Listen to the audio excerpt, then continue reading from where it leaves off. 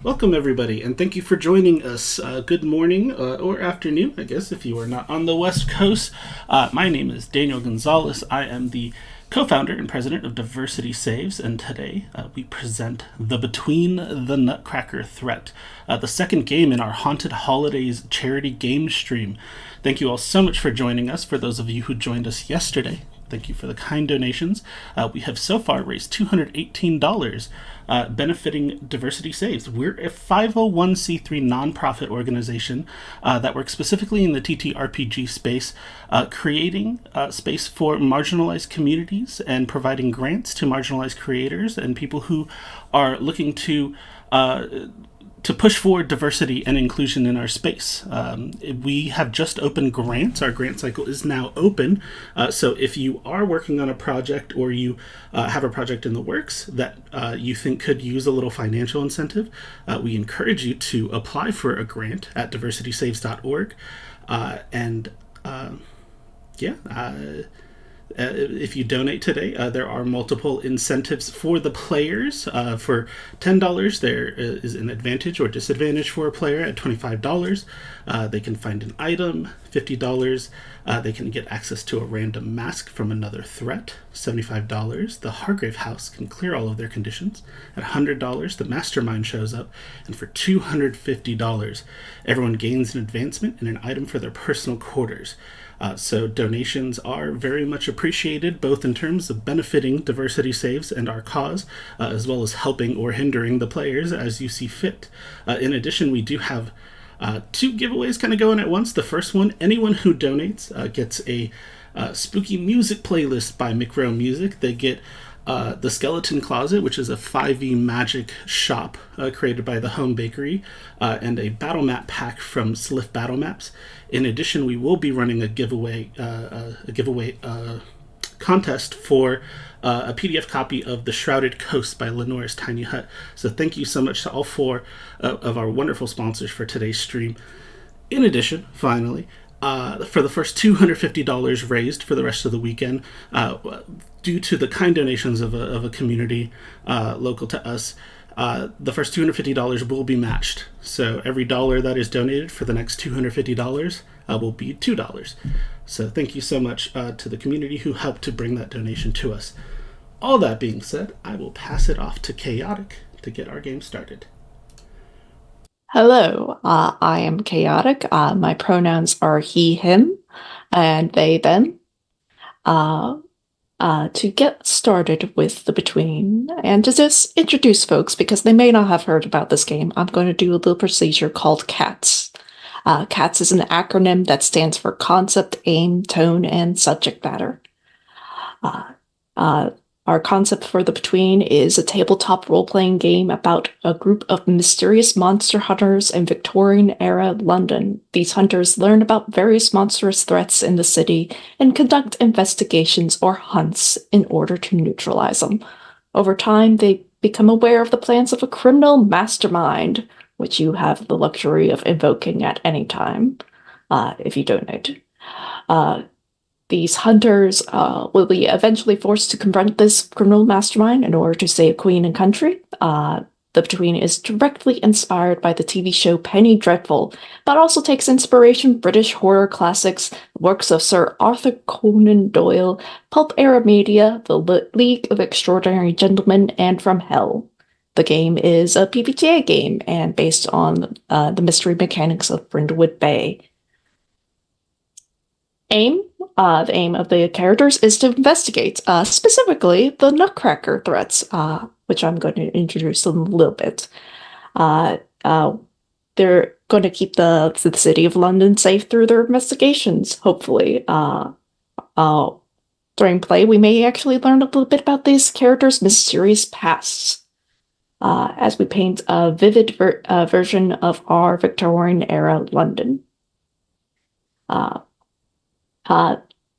The tone of The Between is dark, mysterious, and sensual. A little bit of levity or humor from time to time is okay, but we will always strive to return to that dark, brooding place the characters exist in. Subject matter. Murder, cannibalism, body horror, dark sexual themes, erotic sensuality, threats to animals, foul language, blasphemy, witchcraft, and defiling corpses and graves are all things that come up pretty frequently in this game. But if you're okay with that, I would continue to encourage you to watch. But now we shall go and introduce our cast of hunters because we did character creation beforehand. We'll do it on character keeper order, starting with our American. Oh, hi, that's me. Would you like me to introduce myself as well as my character? You want me to wait for my character once we get into the thing? Introduce yourself and your character. All right. Hi, my name is Miche. I am a tabletop role-playing role player, as well as a voice actor. I've voiced in a number of podcasts and visual novels. And I love doing these charity streams, especially to help out being being both a newbie and someone who just brings their own chaotic energy to everything they come into, which I've learned is exactly the kind of energy that this kind of game calls for. So I'm very excited. I'll be playing Smoke Rose Kaufman. He is the American. He's moved over to across the pond, as it were, to get away from his life in the US, where he was already pretty poorly treated, being a person of color, as well as having a bit of a nasty attitude, which he brought all of that with him over to England in hopes of, I don't know, causing more problems. But he enjoys working at Hargrave House because it means he gets to probably fire off his gun more than he has ever needed to, and to do fun things like hanging out with his housemates and prostitutes. So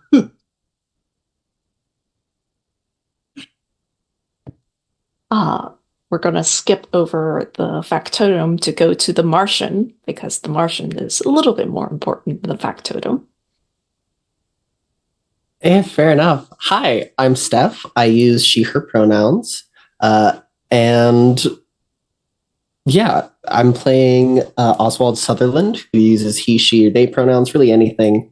It doesn't matter much to Oswald. Oswald is the Martian, one of the only playbooks that doesn't have a restriction on talking about their past. So it's going to get real waxing real quick, I imagine.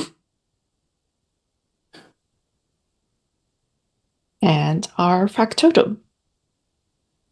Yeah, I am Billy. I use he, him, they, them, kind of whatever works. I'm going to be playing the factotum, which is basically a servant of another player character. So his name's Mr. Pike, and he's basically the do-it-all at Hargrave House. And yeah, I mean, we can talk about more as we get into it, but I'm the butler.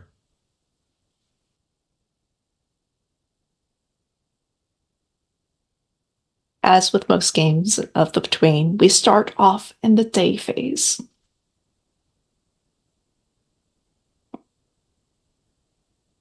And with the introduction of the day phase, since there's no threats on the table, I get to introduce a threat.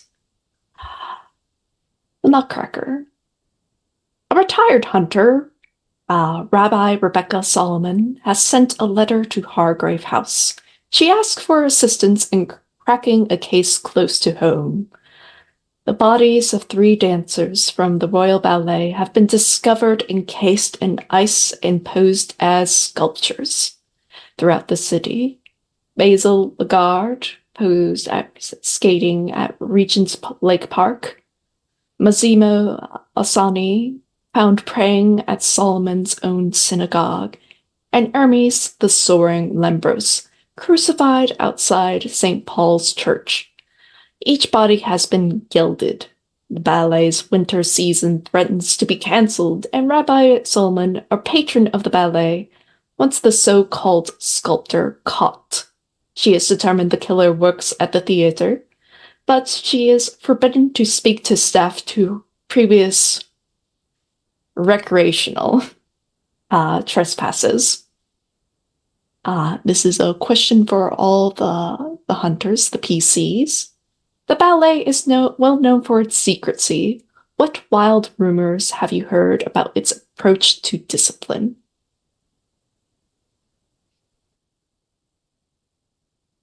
I'm going to take the easy one before everybody else jumps on it and say that they practice for when a recital's coming up for the weeks leading up to it, they practice for 18 hours a day.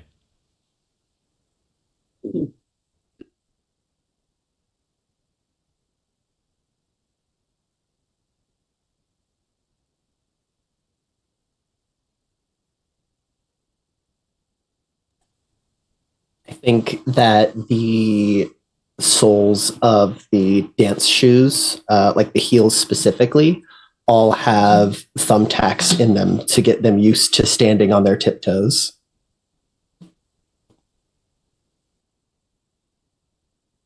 Crazy. So pretty commonly in regular real life ballet, if a ballerina breaks their ankle or hurts themselves in the midst of the actual production, they are usually forced to continue performing, which sucks, but also you get to keep your role.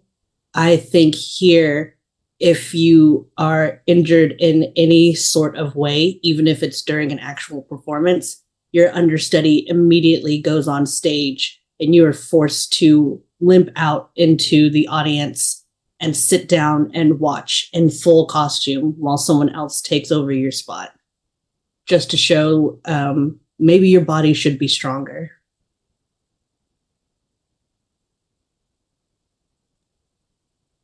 This threat has 3 questions associated with it. 3 different approaches to how to resolve it. The first one is a complexity 4. Where does the sculptor carve their works? You resolve the threat by laying a trap for the sculptor, then capturing or destroying them. What winter tradition does the sculptor still enjoy? A complexity 6, resolve the threat by celebrating with the sculptor, luring them into the hands of the police. And finally, most complex of the questions, complexity 8. How does the Royal Ballet train its featured dancers? Resolve the threat by empathizing with the sculptor and promising fresh materials. The threat is resolved, but the sculptor may be a future danger if the dance of the Nutcracker is ignored or left incomplete for too long. Now I ask you, dear hunters, what will you do?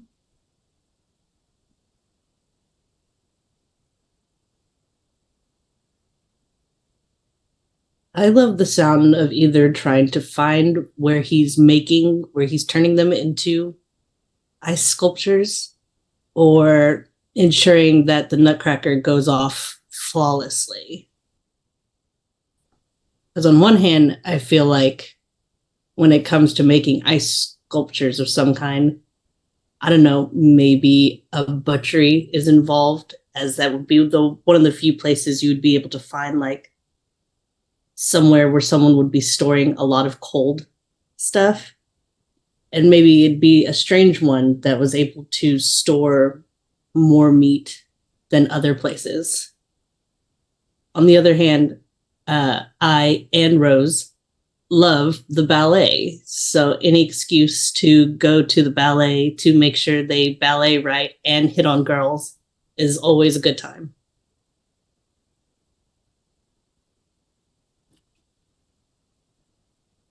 I mean, if there's ice skating to be had, Oswald wants to go ice skating at the lake. It's very novel. Incredibly novel. Yeah, I think Pike would be with Oswald if they're going ice skating, but he would not be ice skating himself unless Oswald was like, no, you have to, then he would probably just stand to the side if he could manage it. It's like It's like a little kid and their babysitter. The little kid's like, please, please come ice skating with me. Oh, Yeah, that's exactly how I pictured it in my head. Oh my gosh, that's too cute. Wait, is Mr. Pike taller than Oswald? I think Oswald's like a real shorty. Oh no. Real little Yeah. fella. That's too cute. All right. If the vote is to go ice skating, I'm down to go ice skating. 2 out of 3. I mean, you could always split up. Yeah, splitting up is great in these games, unironically. Not. I realize it sounds Not like in I'm a being dangerous sarcastic. way. I realize it sounds like I'm being sarcastic, but I'm being genuine. No, that's perfectly valid. Then, in a more in-character way of thinking, and less a D&D player who has watched too many groups nearly die from splitting up, I'm going to go watch ballerinas and Mhm. definitely probably hit on them as well. Yeah. Yeah. Besides, Regent's Park Lake isn't too far of a jaunt. It's probably about a 20-minute walk away. So, I might actually go with them to start and see what the ice skating is like and then decide, no, if I fall, I'll literally just explode. I can't do that. okay. We'll head there first and then you can split off. Yeah. Regent's Park Lake. It is right now there is like long arching bridges that span across the wide waters. It is frozen solid. It's dazzling under a midday sun. There is people skating, people who set up like little booths and shops to like buy like hot cocoa at. It's quite a busy sort of pseudo marketplace. But paint the scene.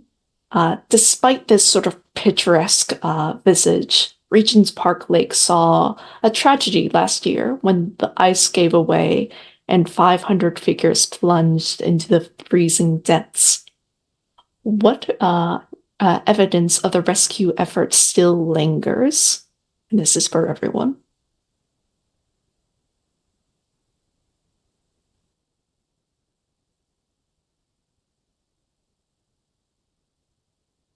I think that some of these skates that perhaps some of the people were pulled out of the water with and had like shucked off of them so they were easier to carry were left, and in the time that they were left froze back into the ice, so you could see them as kind of weird shoe corpses on the edge of the lake that everyone says is like haunted or whatever, so nobody touches them. They give this section of ice skates a wide berth.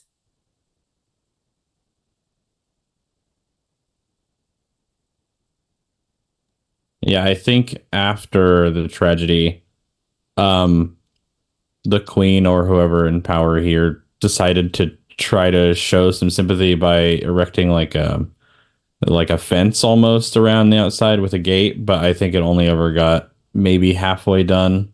It was too much superstition after the case.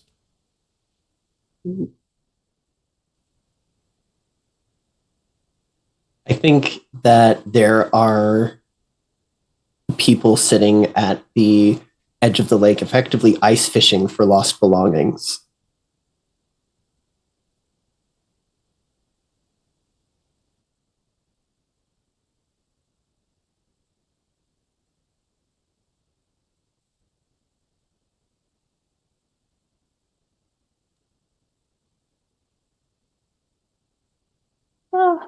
But what's your plan of approach? It is you can get into the ice pretty easily enough. Do any of you actually own a pair of ice skates? No, I don't think so. No. Usually this kind of quote unquote athleticism is not really Rose's kind of deal. It's a little too elegant for him. I don't think that Oswald realizes that there's supposed to be a type of footwear associated with this activity. Yeah, I think that Mr. Pike probably spends the 5 minutes before they show up there like, okay, so, that's just kind of how people do it here. They have special shoes that they wear. It looks funny, but it is fun, I hear. Does Pike explain this to, like, both of us? Because I like to imagine that Rose is taller. Like, in the order of height, it goes Rose, Pike, Oswald. But in this moment, the two of us look like children listening to whatever you're explaining to us. Yeah, he looks down to his right for Oswald and then cranes his head up, looking left to be like, yeah, it's popular here. I suppose we could get some shoes. We only need 2 pairs after all. And they're... What? Do they have to be sharp? Yeah, I'm pretty sure they do. It lets people glide across the ice, you understand. Smaller area of contact. Incredible. So you put knives on your shoes. Knives on our shoes, that's right. Oh, is that what that is? Yeah, exactly. You cut into the ice and glide along. Huh. You both are catching on quite quickly. I'm a very smart man. I may not know a lot of things, but I can learn pretty quick. Yeah. Pike, you can see like sort of a quote unquote rental shop that has been set up. Sort of the goose like barking at people like, hey. No, I know that's you look like fine folks look like you're ready to go out on the ice. Not sort of cruising for amongst the shops, but rather for a leisurely time, isn't it? I see it in your eyes. Oswald beams, and he is wearing his silver-rimmed pince-nez glasses and his moss-colored trousers and maroon waistcoat, very clearly not dressed for this. And he just says, yes, that's exactly why we're here. How could you tell? You have the sense of whimsy about you. You have a sense of longing, sense of adventure. I do love adventure. Rose is probably not the right word for it for the time period, but he is cringing at this salesman. He does not like being talked to like this. You know what? I'm actually not gonna partake in your weird little knife shoe activity out here. I actually have somewhere else I need to be. So, help these two out with whatever they're going to do. And I'll be back later for them, maybe. Oh, good sir. I must insist, a fine gentleman like you, I know that this may be a little bit silly, but however, you seem to be sort of a sophisticated sort. And you have that sort of American accent, I could tell. Probably it'll be good to experience what London has to offer during your stay here, of course. Yep, you're right. That's why I'm going to go experience something that doesn't, require me to be on top of knives. I've had a bad history with them. Well, I had a good history. Other people had a bad history with them, with me. So I'm going to stop our conversation now, and you could turn it towards my little buddy here. And I'm going to leave. Don't talk to me again, okay? Okay. Smoke, how do you feel? How do I feel? Yeah, as you sort of leave this conversation, do you think this is significantly gets under your skin, or are you just chill about this because this is usual for you? So one of the things that Smoke has had to get used to moving out here is that people are not so standoffish with him anymore. People do want to talk to him. People do want to sell things to him. People want in his personal space more than he's used to. So it does, in fact, bother him a ton. But he does his best to put on as toothy of a grin as he can manage and ensure that, you know, he could tell when someone means, well, that dude's just trying to make money, whatever. He can respect that. But don't turn me into one of your little wallet wenches. I don't want any of that. Oh, I like that turn of phrase. On your sheet, you have a place called conditions. I want you to write down wallet wench in one of the slots. It's towards road. It's right underneath sensitivity, right? Yeah, it's right underneath sensitivity. You got it. Mm-hmm.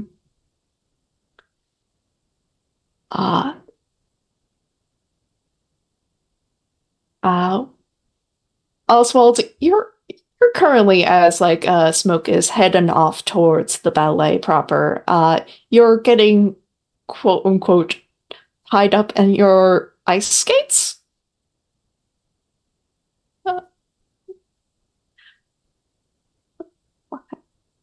Very excited about this? Have you done anything like this before? No, only when I was trying to wrangle some of the sheep who got out last year. Hmm. I didn't have anything fancy for my feet then. I just slid around.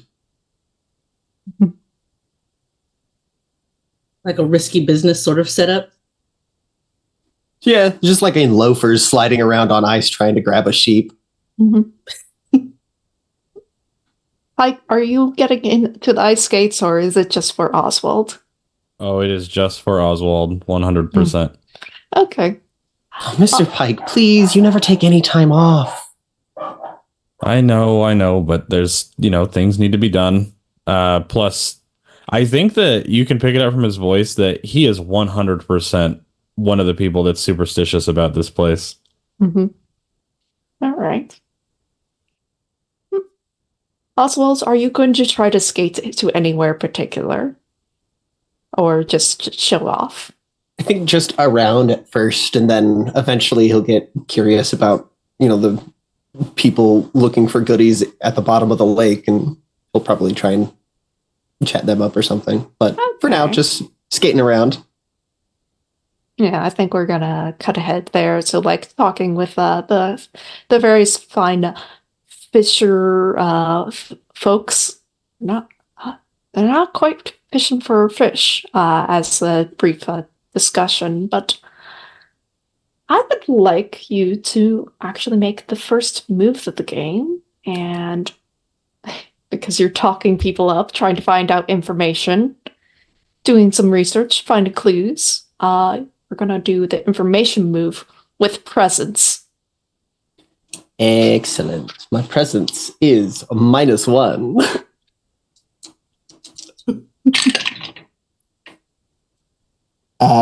7, surprisingly. Mm-hmm. Okay, that's good. I think we're gonna,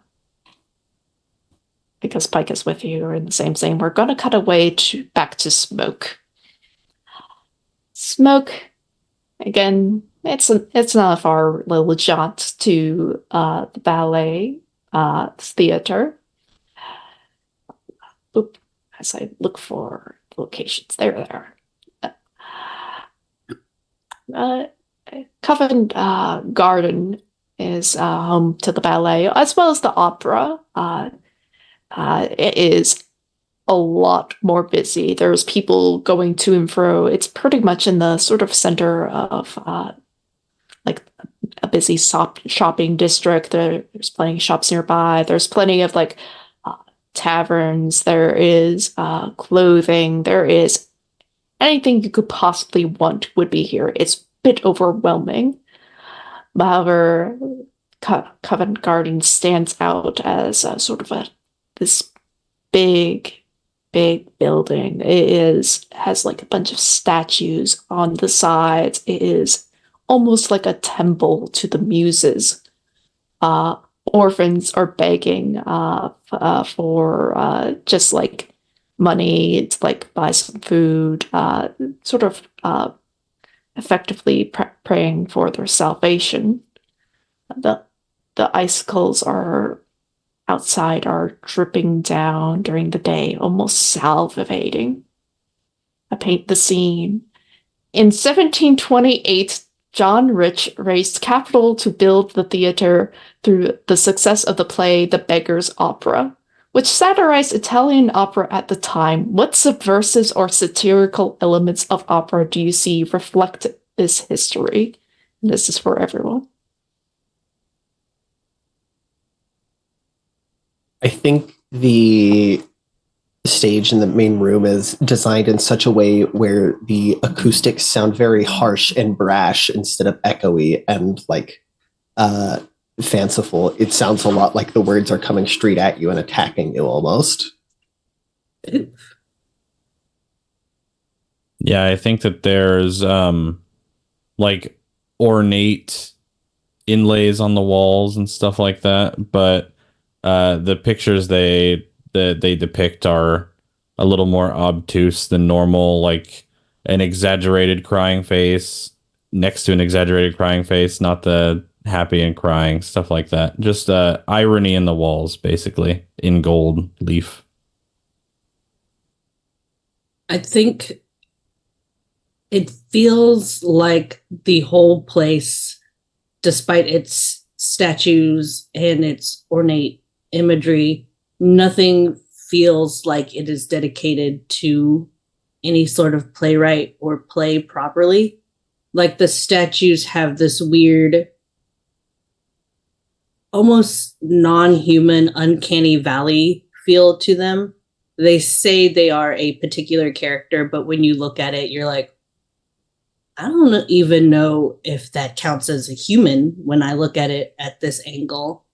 And that is the purpose of all of it. The paintings, the exaggerated imagery on the wall, all of it feels too abstract to properly be theater.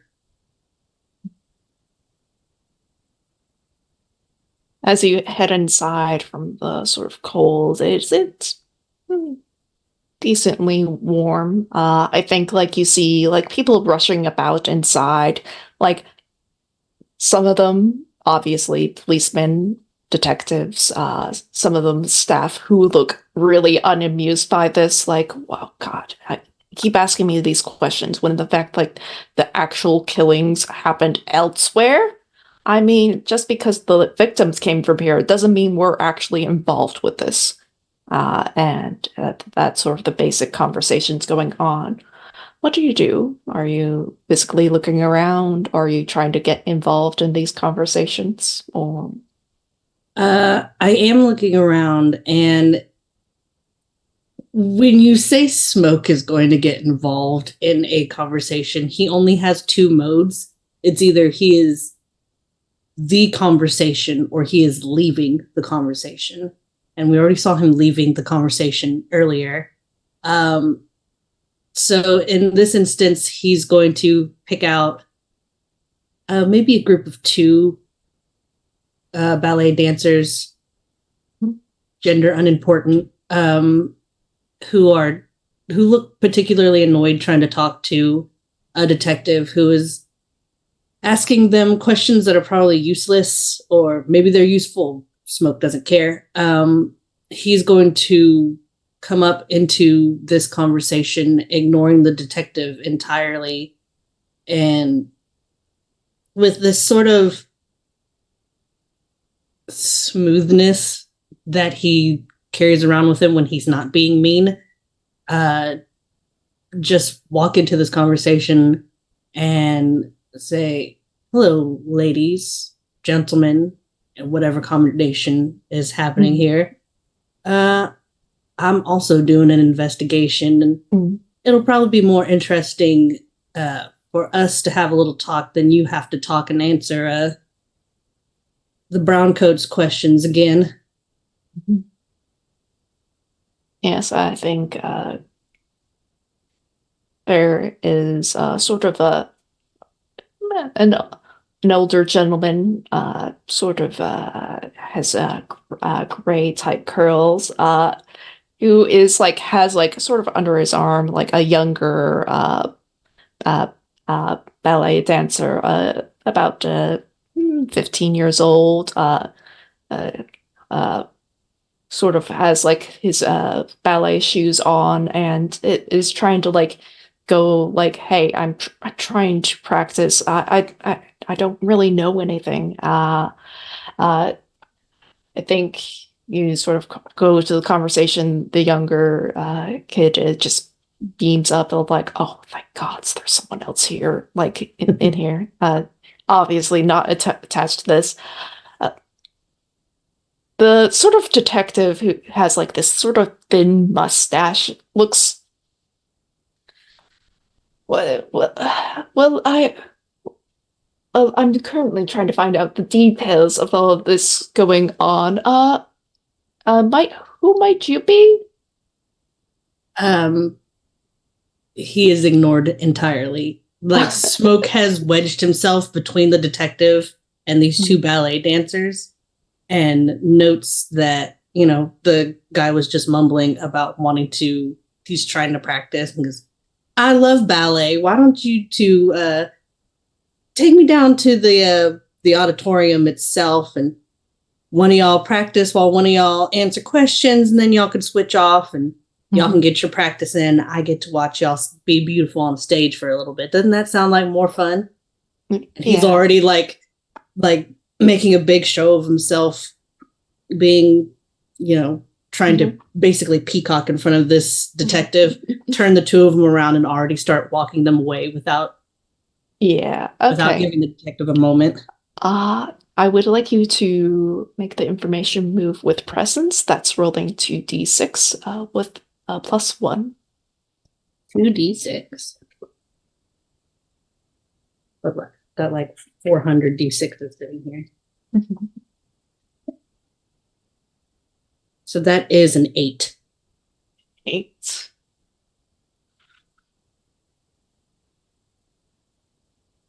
Yeah, I think I'll give you a clue right away. As you sort of are taken a sort of away this conversation, like you're passing sort of down to the actual auditorium. There's a few hallways to get through there. I think you start to hear the echoing of music of him.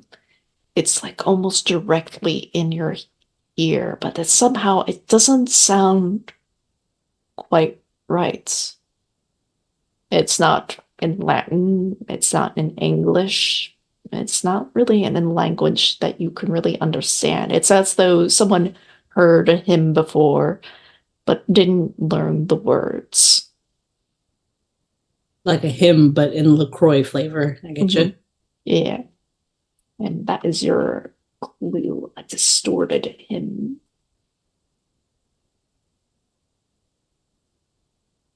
And I'm going to give you a very simple condition because you got a 7 to 9. You are going to take the condition marked by pedigree. Oops. Happens more often than you think. I know you're watching me type this, so I'm sorry if I misspelled that. I know how to spell pedigree, so don't worry about it too badly. He is a menace. But Oswald, I owe you a clue.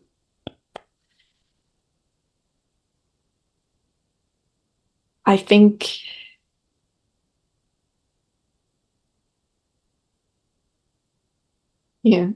because this is a pretty odd thing to find.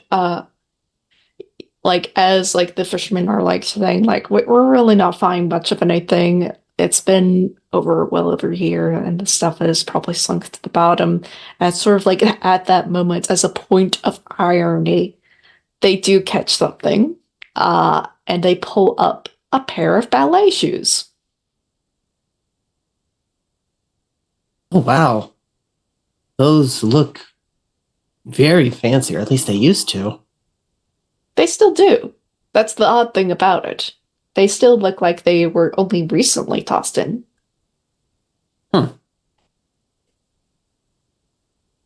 Intriguing.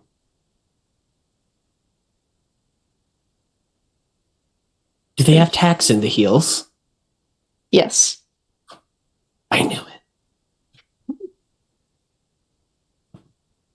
Oswald is gonna take them over and skate over to Mr. Pike, and well, maybe not take the ballet shoes because they're not his. He didn't fish them out. He's not just gonna grab them from some random gentleman.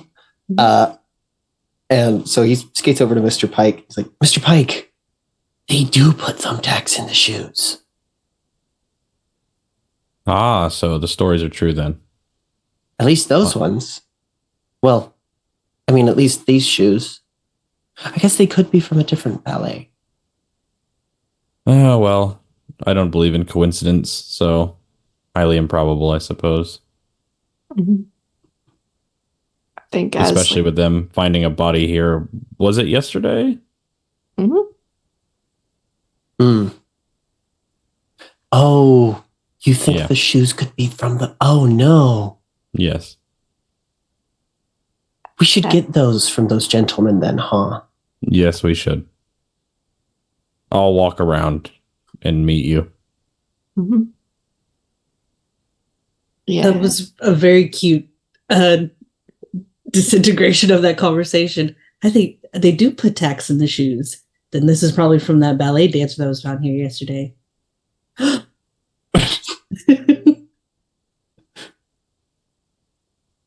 He just doesn't know.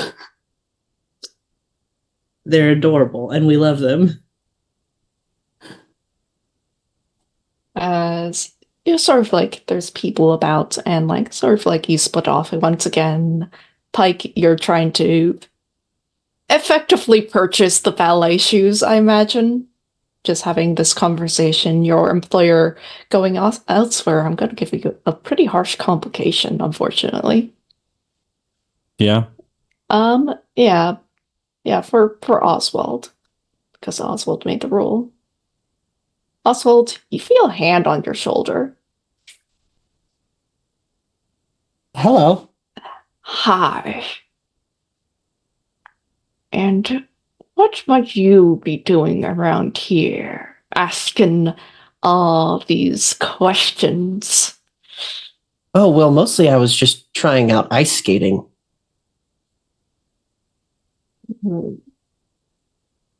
Really, the questions were secondary for me. I'm not going to lie. I just wanted to try it out. Oh, ice skating is a lot like ballet, isn't it? Is it? I've never been. Oh. I remember the first time I saw the ballet. It was magic. To see the human form frozen in air sparked a warmth in me that frigid rains of London could never extinguish. You're very poetic, sir. Yes, I think you will do nicely.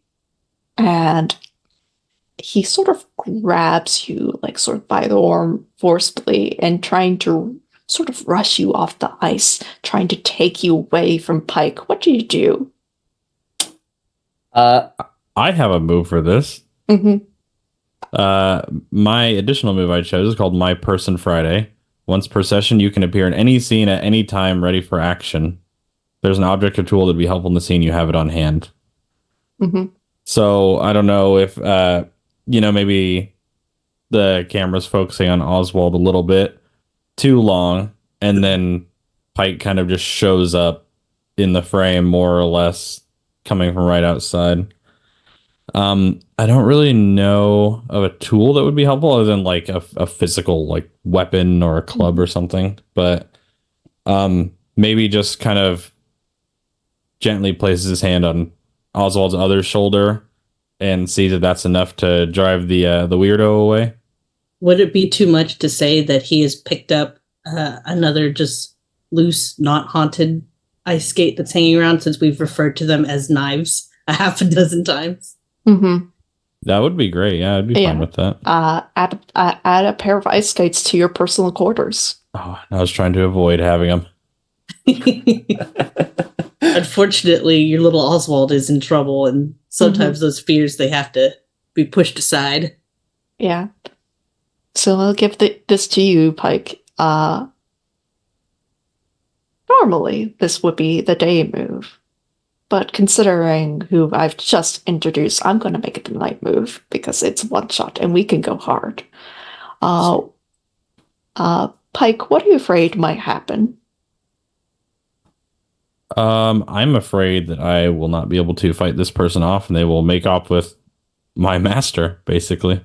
Oh, it's worse than that. This is the sculptor. Oswald will get turned into a sculpture.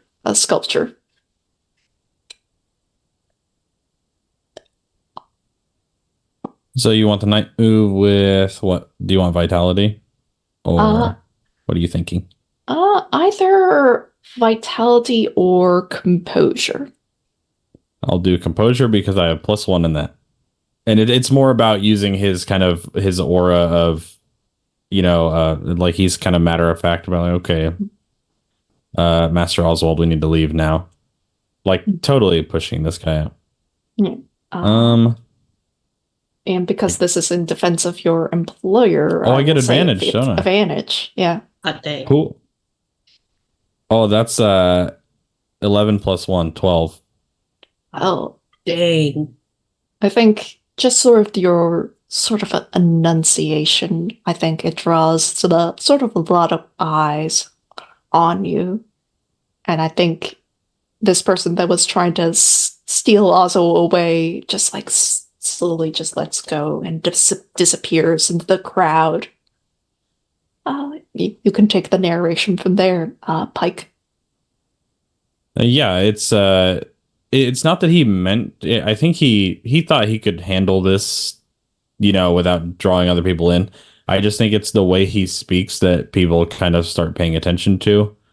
So when he kind of puts his hand on Oswald's other shoulder and says, "Okay, Master Oswald, it's time to go." The other, you see the opposite shoulder, the hand kind of drop off, and next thing you know, he's gone. And I guess, do you think Oswald kind of picked up the danger they were in, or do you think only Pike did? I think that Pike did. I think that Oswald turns to Pike and says, "Oh, Mr. Pike, you're using your serious voice. Did I goof up again?" No, I don't think it was you that did. But we should probably get out of here. Yes, good, great. Using your serious voice. We got enough ice skating in. Let's find let's do some work on this investigation proper. All right. Yes, my legs are tired anyhow. Would you like me to carry you, Mr. Oswald? I mean, if you're offering. And he just kind of puts his arms out. Yeah, they'll just climb in there. Mm-hmm. To be clear, I imagine that Oswald is probably like a 20-year-old guy, just really small. Yeah. Mike looks older, but I think he's relatively tall, just a bit shorter than Smoke, I think. Mm-hmm. But yeah, it's zero qualms from him about it. He's like, yes, he might sound exasperated, but I think he's just permanently tired. It's the usual voice. Yeah. I think because you do get a bonus from this roll, since for rolling a 12+, I think as you sort of take Oswald off the ice, you see that the guy that was on the ice left footprints behind. He wasn't wearing any shoes. There's just barefoot prints through the snow.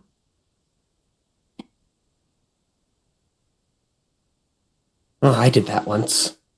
Yeah, what a character.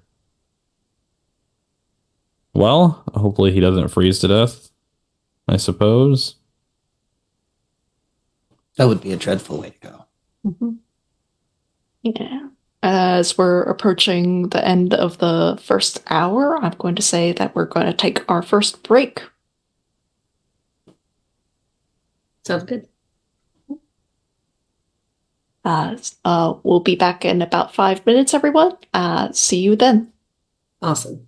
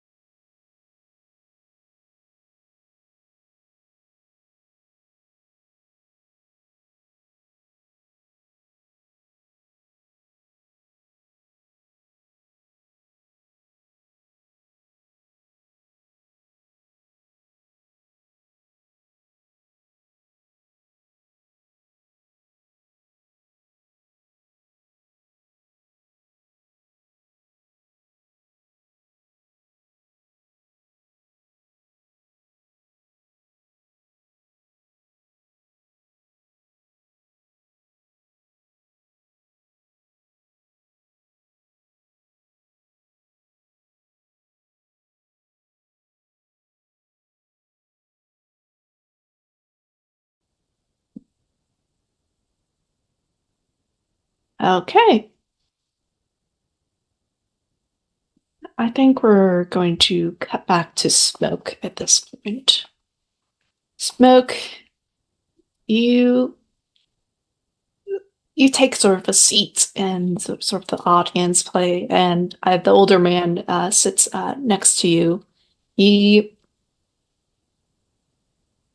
has this sort of light smile as the young man gets on a stage, starts to perform, starts to dance. It's very beautiful, and getting a little bit of a conversation, sort of a better look at him rather than just sort of ushering away from this really annoying detective, truth be told. Yeah, he's just old enough to like people consider him spry rather than athletic. He's has sort of a less of a ballet sort of outfit, sort of dress, has sort of suede shoes, well-oiled leather heels, a light smile, Ethiopian. He just says, Sasha is rather enthusiastic. Don't you agree? Sort of the way he dances there.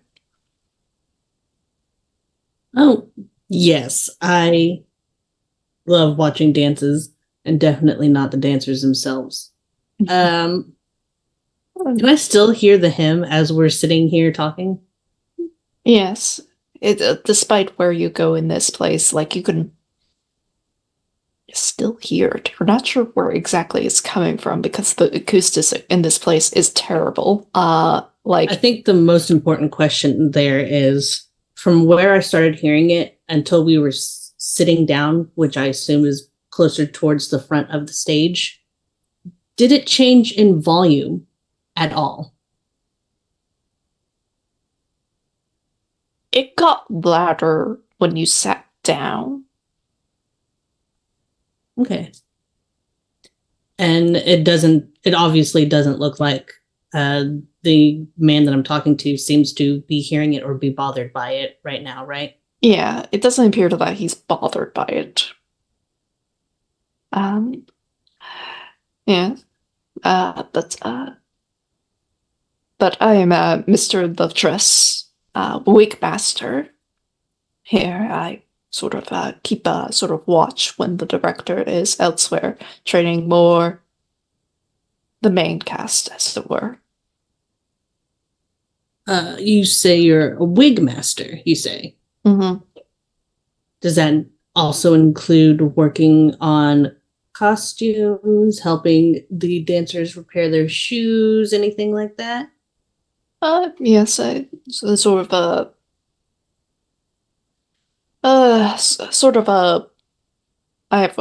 I've been on this place for almost 50 years now, so just so you pick up traits as you go along, but so like help out in other departments. But wigs are my domain.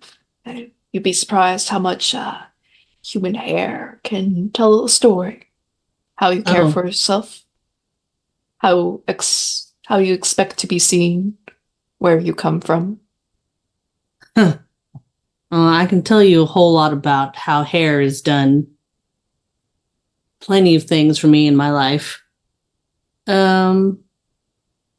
Actually, it's quite useful that he mentions hair, and I've made a character whose hair could tell a story by being a black man who grew up in the US. Can I use my tall tales to tell him a story about my braids when I was growing up to hopefully get a thing? Yeah. Okay. I do have a question about the tall tale in particular. Mm-hmm. What is wildly unbelievable about it?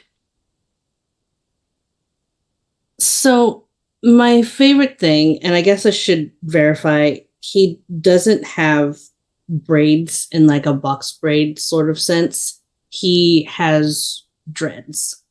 And for a lot of, and I'm sorry that I'm going to say it like this, for a lot of my white friends, because all I've ever had is white friends, braids and dreads have all been these crazy things that they don't understand because white hair doesn't generally do that. It can't hold on to these certain styles and be a protective style for their hair, whereas it is for Black people or people who are of mixed race with Black that shows through in their hair. So one of my favorite stories to tell is that I watched a white friend get braids and dreads done. It was the most excruciating thing that had ever happened on their head. They were tender-headed. And so in this story, I would explain that I watched this friend of mine.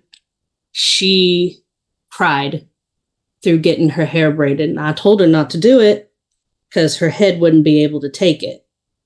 And so we went in and we got the braids done together. And I sat there for 4 hours getting my braids done. Didn't make a single sound. Didn't make a little bit of noise. She sat there and cried for 4 hours straight because her head hurt the entire time. And just as the guy was finishing up, or as the girl was finishing up doing her hair, she pulled out a lighter.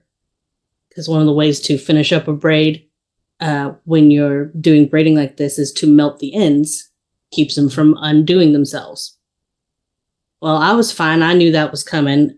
I guess I didn't tell her because the moment she heard the lighter click, she lost her mind.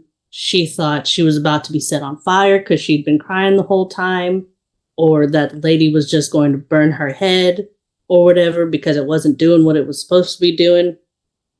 She freaked out, swung around, slapped the stylist with all of her braids, which, as you imagine, immediately came undone, and set herself on fire on accident. She was this hoity-toity gal. She was real sweet. Loved hanging out with me, but she was in all of her frills, her big old peasant top and all that. Sleeve caught the lighter as she swung around, set her entire shirt on fire, set her hair on fire. I tried to put her out. We all tried. Well, we did put her out. I'll be clear there. But we haven't spoken with each other in about 4 years since that incident. And I don't think she keeps her hair at any kind of length where anyone can play with it anymore. So, you know, hair does tell a story. I would like you to roll with presence. Got it. Delightful. Let's call it a flat 10. Mm-hmm. Yeah. On a hit, they fall for your charm and do as you wish, or they reveal a clue. I'm assuming that you're looking for a clue here. So they won't ask you for anything in return.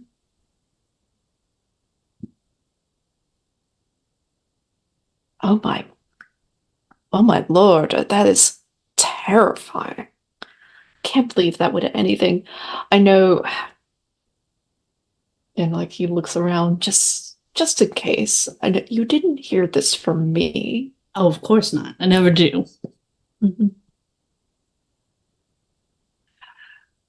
Some of the performers, as a way to discipline themselves, perform outside at night.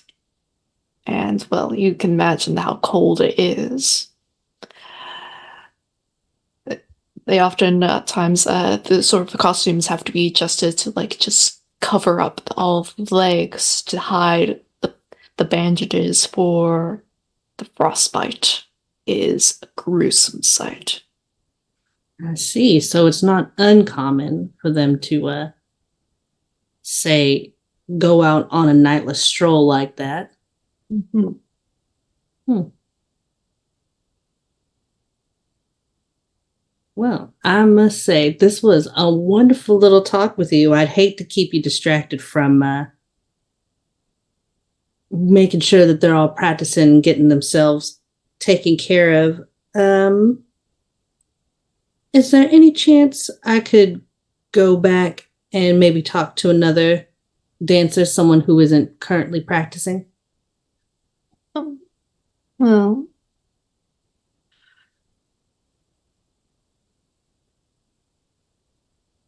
Well, currently, as to who the majority of the cast is at the place, and I'm sorry, I'm not sure exactly who you are in particular, so don't think that the director would take too kindly to me telling you where that place is.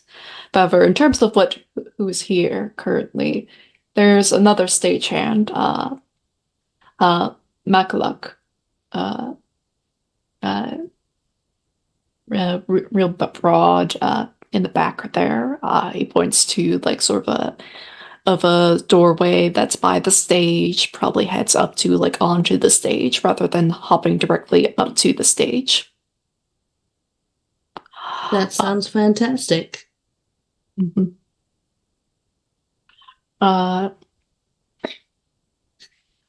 So this feels like a good cut away to Oswald. Oswald, fun fact, you have a donation to give you disadvantage Yay. for Martian weirdness. I'll keep that in mind. Good. As it should be. Mm-hmm. Since both of you are heading off the ice, where do you go next?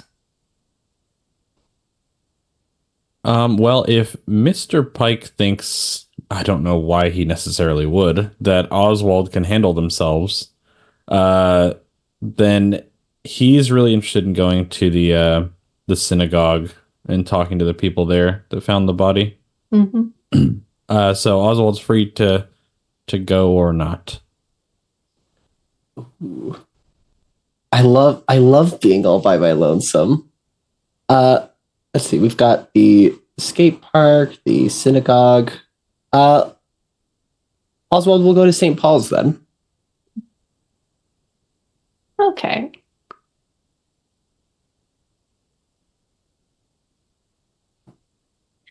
St. Paul's is a unique place because it's not too far away from Covent Garden. Actually, like part of like sort of the Garden of St. Paul's is also has the name of Covent Garden. You can see like from like outside the gate of like the garden where like there's shrubbery wreathed in winter white. The cross from the chapel is like beaming down into the snow, and children can be seen playing in the hedges, just like peeking through. Every so often, they would go like stick their hands through the gate to like scare like the people traveling in through the street. But it's mostly just shouts of glee from them. But as you're sort of outside this place, Oswald, what elements of the garden or the church itself let you know that these grounds have a long association with the theatrical community?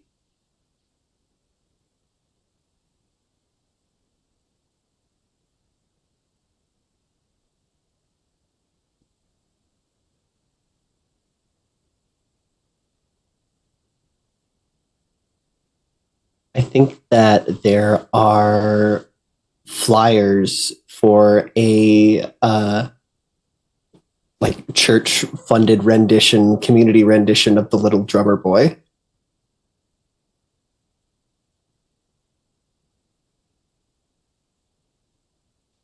This question is also for everyone, just in case it wasn't clear.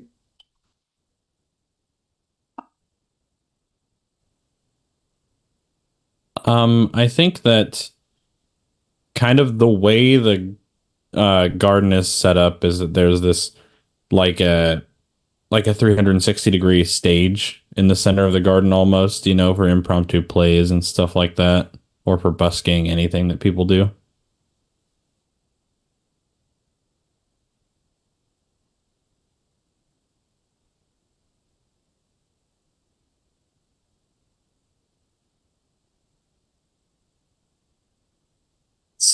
Smoke, you're muted.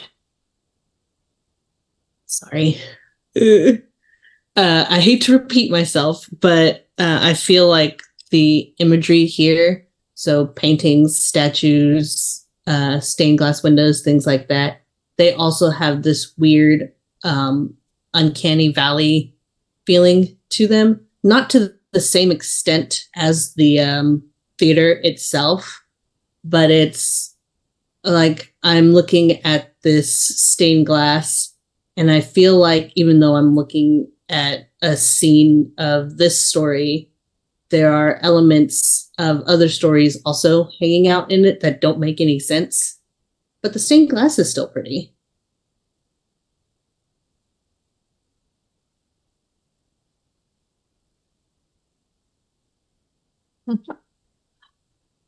Oswald, what do you do? Do you want to head into St. Paul's or? Yeah, I mean, I imagine that he probably just walks right on into the place and sits down in a pew and starts thinking for a moment, looking around for someone who might be like in charge of this whole general spot, or just someone that might know things even. Mm-hmm. I think you see sort of as sort of approaching you as you enter, a nun who is caretaking the altar. She's in her late 30s, South Indian, sort of the habit over her head, the long black dress, rosary in her hand. Hello, my dear. You seem to be a little bit lost. Are you all right? Well, not any more lost than usual, miss. I'm doing all right, I think. Well, I heard about all that dreadful business with the ice, and I wanted to see if there was anything I could do to help out. Oh, it's very dreadful thing that's happened. It's rather, I do not want to speak ill of the dead, but the performers, I've seen them around before. They frequent St. Paul's. They are sinners, every one of them. I've often listened in on their confessions. And would you like to hear a choice morsel? And I would like information move with presence. Yeah, a disadvantage? Disadvantage. Excellent. Amazing. I hope you laser eyes her in the face. I mean, probably, because that's a 2. Oh. We haven't actually described what's does Oswald hold on, because this may not be unlocked yet. Never mind. Oh, it is. Your eyes.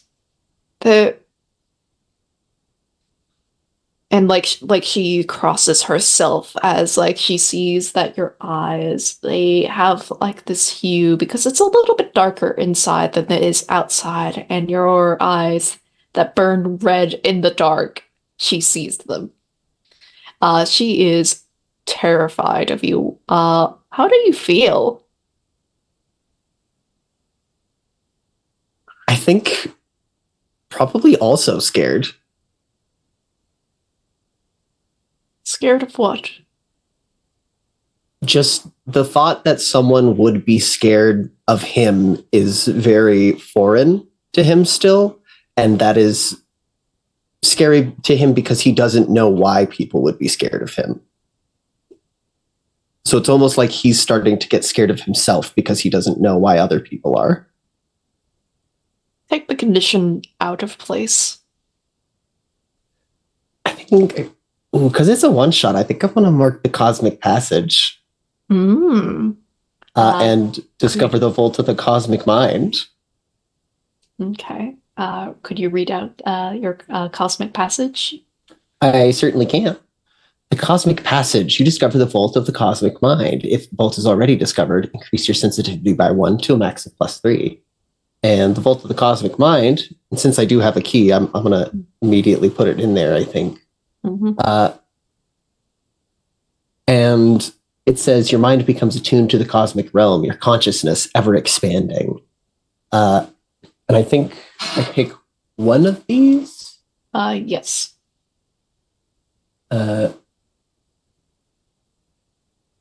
Yeah.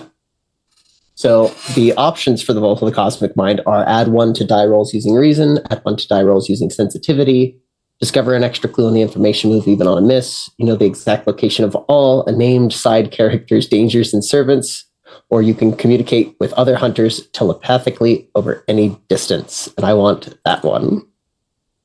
Oh, that's fun. Yeah. Okay. So 7 to 9. You're still getting a condition. Mm-hmm.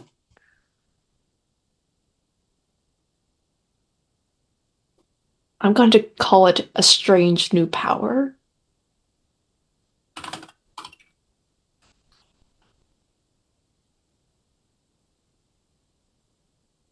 Can I make a suggestion? Yeah. What about a buzzing in the brain? Okay, I'll allow that. I'm playing a lot of Cultist Simulator. Mm-hmm. But I have a question for Pike, actually. How does Oswald's new power manifest to you? I think on his walk to the synagogue, he hears Oswald in Oswald's very chipper kind of voice, like they just discovered something. You know, he's been in a lot of situations where Oswald has learned something about living, you know, on Earth and been like, oh my gosh, did you know this? And he's like, yes, I did. And so now this is kind of the de facto opposite of that, where he starts, I think he questions himself for a second. And when he hears Oswald, he doesn't kind of respond. And he's like, Master Oswald was right. I really do need time off. When he starts hearing him in his head. But yeah, I think it's just, oh my God, I can do this now. That's kind of the way that Pike would see it coming. Yeah. Pike, the synagogue. Entering inside, you see a platform where the Torah scroll is read aloud, a lamp holding a flame that never dies, wax dribbling down a grand menorah, which indicates it is the 6th night of Hanukkah. I paint the scene for everyone. What demons are fought here? What shows these struggles?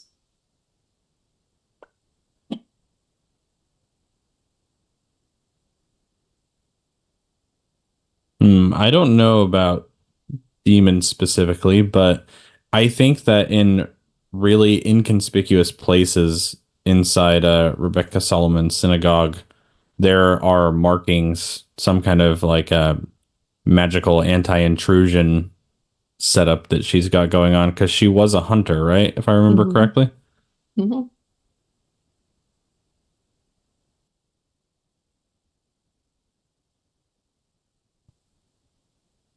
Was that another question for all of us? Yes. Of the synagogue. So if she was previously a hunter, then I like to imagine that they might be set up as sort of like a garland now, but a bunch of small beaker-esque like potion bottles, as it were, that may have carried things like holy water and wolfsbane and things like that in them once upon a time, and now they're empty and just hang up as a reminder of taking care of these creatures. What was the question again? What demons are fought here? What shows these struggles in the synagogue? Ooh.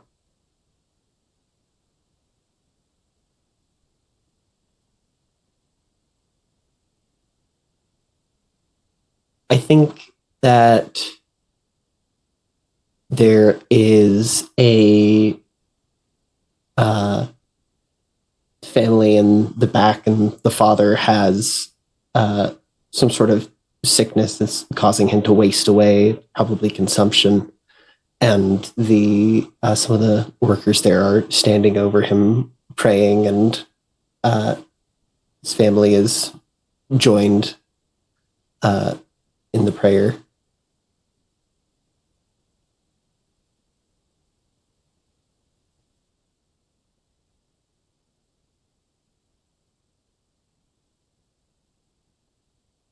Pike, you've met Rebecca Solomon before. It's been a few years since she has retired. But she is seen here caretaking the synagogue, praying, offering blessings to the Father, and then she sees you with a look of sort of a relief that it's you. But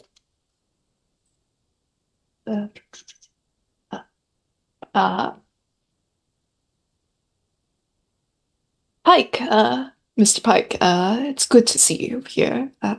Thank you for taking on this case along with your colleagues. Yeah, he kind of bows at her a little bit. Says, Master Solomon, thank you so much. You know why I'm here, just to ask questions, look around. You get it. Yes, Mr. Pike, if you're going to offer me titles, please call me Rabbi Solomon. I'm not part of Hargrave House any longer, so there's no need to call me that. Thank you. It's a hard habit to break. I'm sure you understand. Mm-hmm. But anyway, would you kindly show me where you found what you found yesterday? And he looks around. He doesn't want other people to hear what they're talking about. Mm-hmm. Yes, I think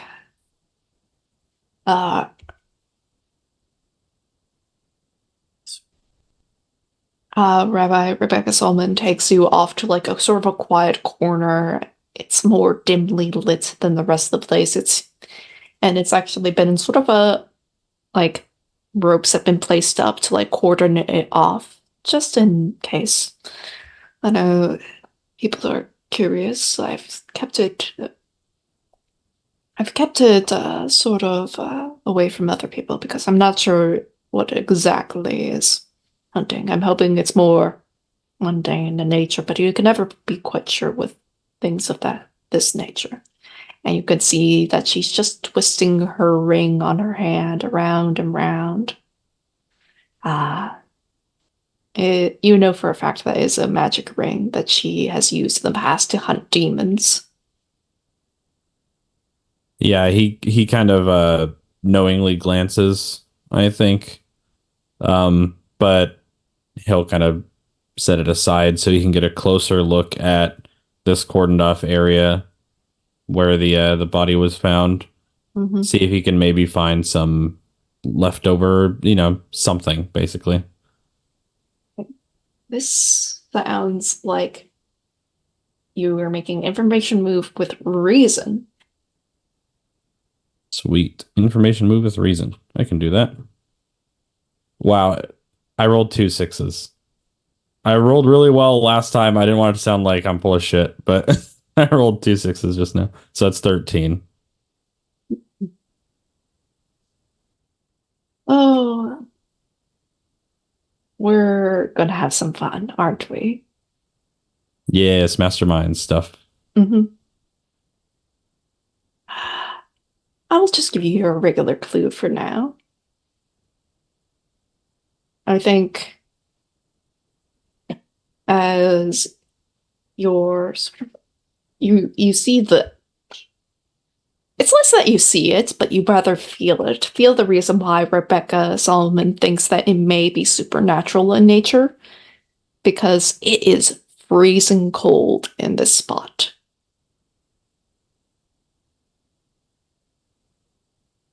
Blue is going to be worded as an absence of all warmth.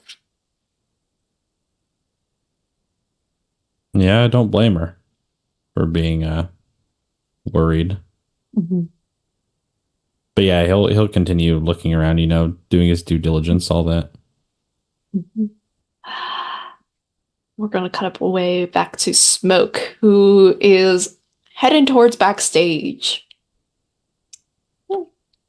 So, Smoke is headed backstage. As he walks back, I'm going to continue asking about this. When he stands up from the chair and begins moving away from that audience section, does this LaCroix hymn get any louder to me as I head backstage? Does it get quieter as I head backstage? It does get louder as you head backstage. And this actually... it's dark back here. Yeah, you do see, like, every so often, like, out of the corners of your eyes, various workers, people who are maintaining, like, the theater equipment, props, and whatnot. But they always seem to, like, be just out of reach when you try to go talk to them or interrogate them. But they seem to be always watching you. This actually triggers a paint the scene for everyone. Do you feel warmth amongst the workers or a sense of chill? Why? I sense I'm being avoided and just stared at. That is a sensation I'm well too aware of, and it is an ice cold feeling.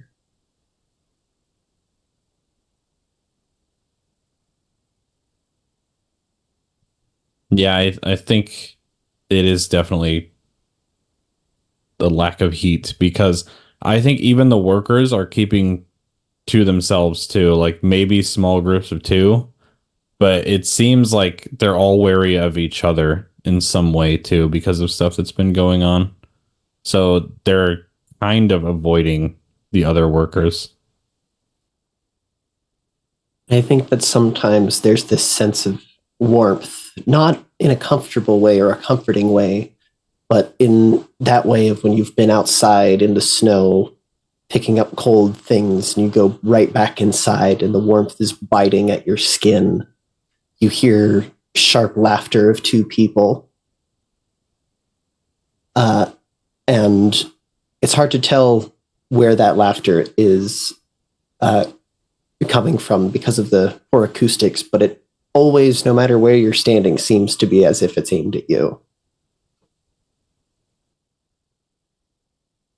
I think just due to the nature of this place and you looking for someone to talk to, someone that could possibly know more, I'm gonna have this be the night move. Because, well, the theater itself serves the sculptor. What are you afraid might happen?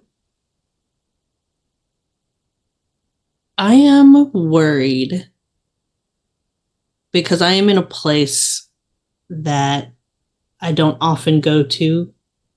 I may flirt and hit on ballet dancers all the time, but as someone who used to perform as well, coming backstage, that's a deeply respected space. It's an area intended only for the people who work there. And 3 people who worked here have died. So I'm worried that if I cross too far into this space, I might seem like too much or even more of an outsider than how I originally planned to look. And maybe they decide that I am the killer and decide to get revenge on me incorrectly.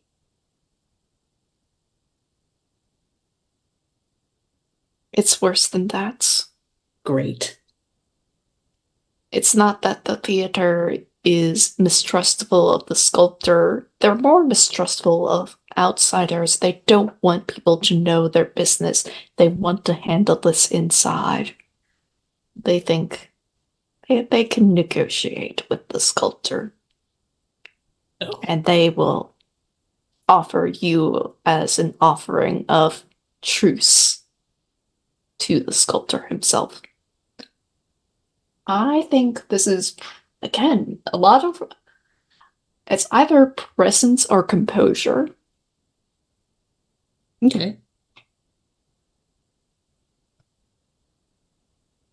Am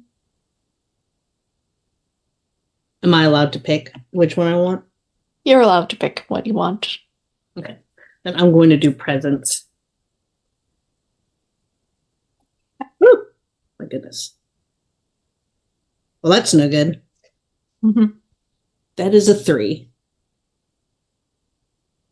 I think we just see like this sort of as like you're passing down this hallway. We see like various bits and bobs move to reveal like interconnecting mazes. The shadowy figures lurking, peeking out, watching you. And eventually we just fade to black. We hear a scuffle, and we do not see Smoke again, unless you want to mark a mask to avoid this outcome.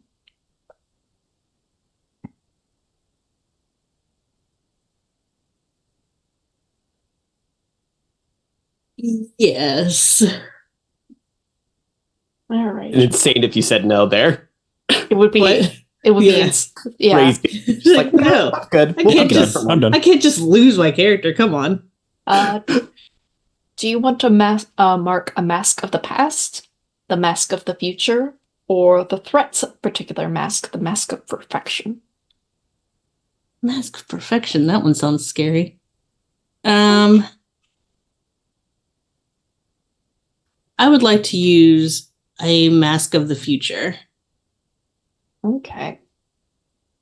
Which one? I want to do the Darkened Threshold. You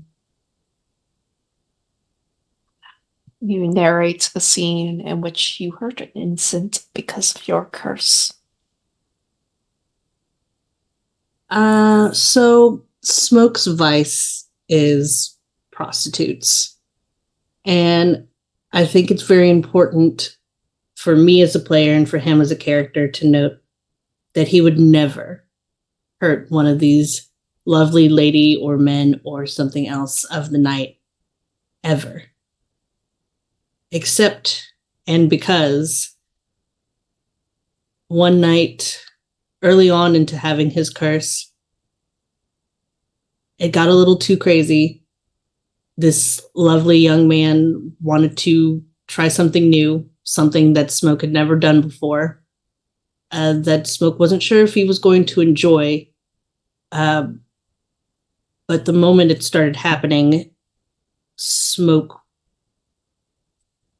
says he blacked out, but he unfortunately remembers all too well the sensation of being inside of his own body and not in control of it.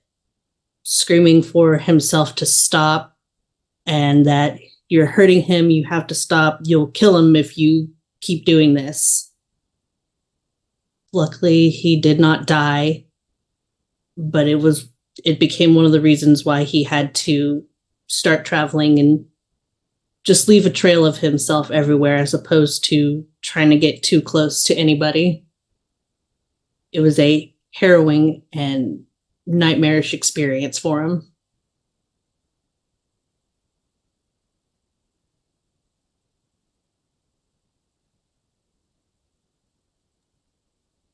Instead, I think I'm going to hold on to this for now. Thanks. Just because I have a very particular fun thing that may happen up in the night phase. It's okay.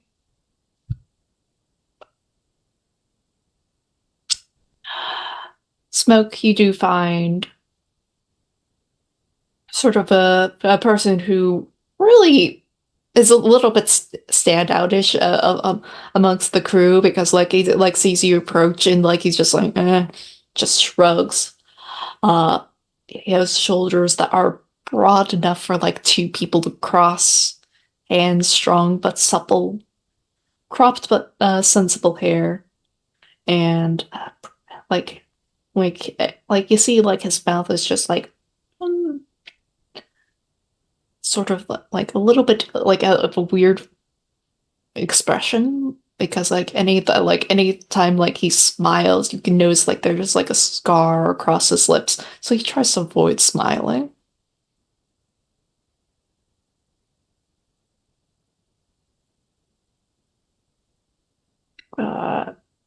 You seem to be a bit lost here.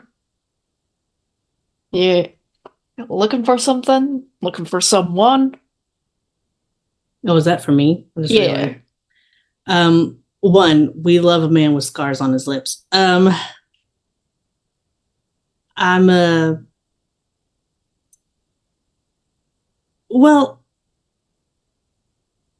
I was looking for one of the theater hands that was hanging out back here.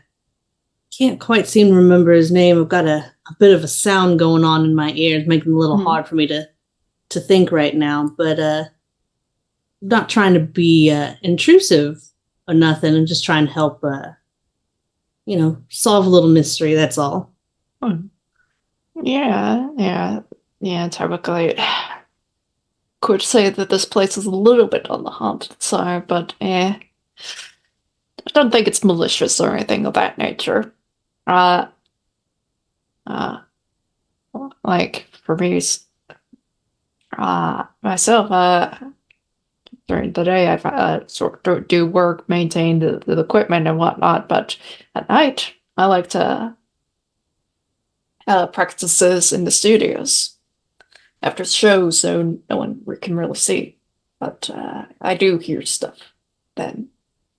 So that's exactly the kind of person I'm looking for. I'd hate to take you away from any kind of work that you're trying to do, but just a little conversation between us, and I'll be right out your way and won't cause any more of a scene than I need to in here. I can tell that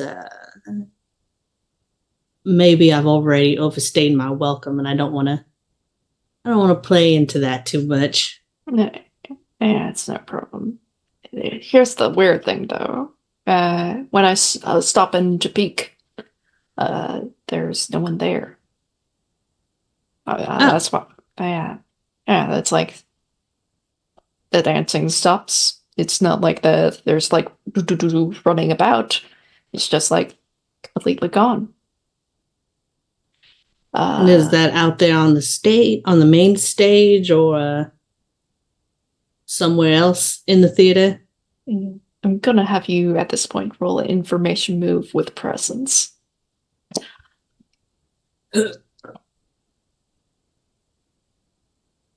Oh man. What is it? I just saw the most recent donation we just got. Oh yeah. And it would drop in right as I'm getting ready to do this roll. Yeah, disadvantage for smoke for a good cause. Here we go. Oh, it's John. I know John. That sucks because that first roll was so good. My second roll was also really good. So even with the disadvantage, I still get a 10. Amazing. Which is wild the first set of rolls was literally an 11. So, Alrighty.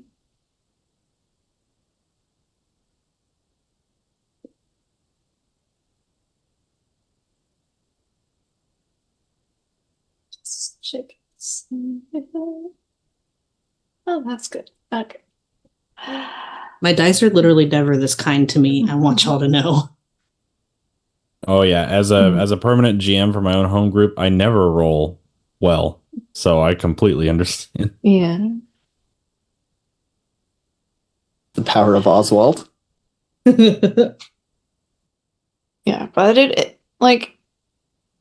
but I do keep my eyes on things, honestly, because like even though that the ghost may disappear, they do still leave behind things like bits and bobs, magazines and whatnot. And I, for one, am smart enough to collect them afterwards, just to prove that there's someone in the studios that isn't me. Do you want to see them? Absolutely. There's nothing I'd rather see more than your collection of bits and bobs and baubles. Yes, and I think like he takes you sort of like to like a different room, like it's a changing room, like bits like there's like chests and whatnot that have like costumes and whatnot, and then he takes out like this particular one that's a little bit smaller, like it seems to like keep like personal belongings and whatnot. But you can't show this to like a bunch of people because people will get the wrong idea because it's not mine. Obviously not. You don't want anyone thinking that you're a weirdo or anything. Of course, I don't think you're a weirdo. I think you are being quite helpful to me. Yeah, because like bringing this things into work is sort of a little bit frowned upon, and you get handed several magazines and of very tasteful young men in various poses, like showing off outfits. They are clothed with the first few pages, but then to the more back forward, they're a little more scandalous. You would call these pretty homoerotic types of magazines. They're you can see why that he doesn't want his boss to knows that he has them, because like bringing this type of stuff is like to work. Come on, this is business. Like you can't be jacking off at work. It is strange, but Smoke's having a great time. Yeah. So these ones here, and he's holding up one of the magazines. These ones are your personal collection. No, they're not. These are the found ones. These are the found ones. All right. Well, I love it. Your ghost has exquisite taste. I am mildly delighted, honestly. Mm-hmm. Is it just the looting magazines that he leaves behind? Well,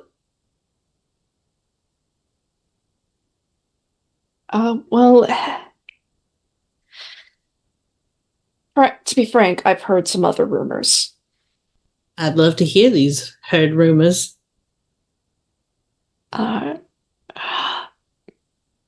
Because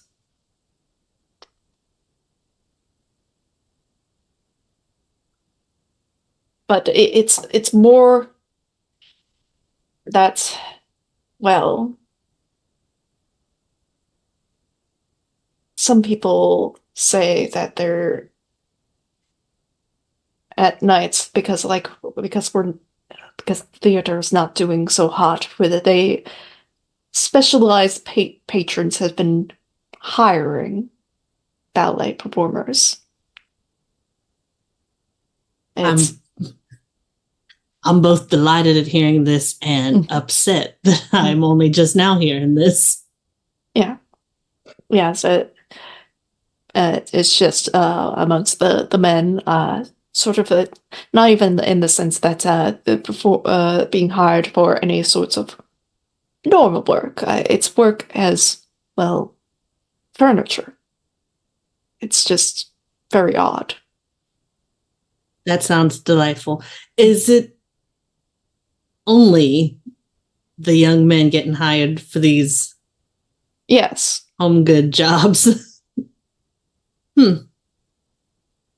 And the ladies don't partake in any of that themselves?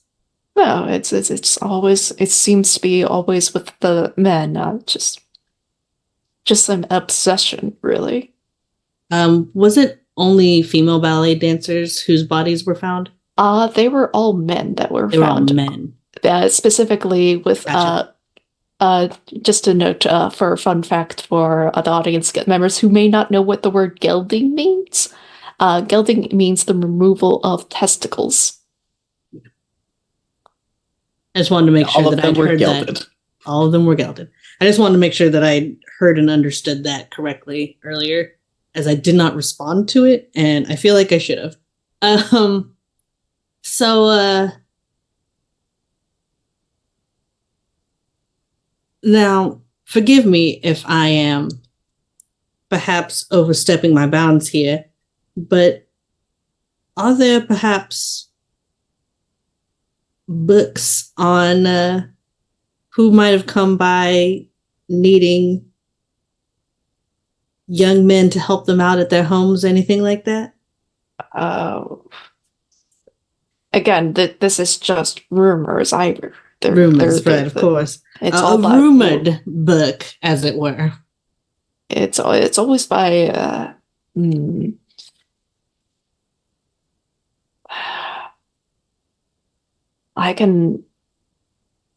I know I'm not supposed to do this, but I can give you a location of where the ballet studio is actually at. If you did that for me, young man, I would be at your beck and call for at least one favor. Mm-hmm. All right. And I think with that, we're going to go to our next break. We're going to take 5 minutes, and we'll be back soon. And I have not forget about the mastermind. Maybe she'll show up. Fantastic. See ya.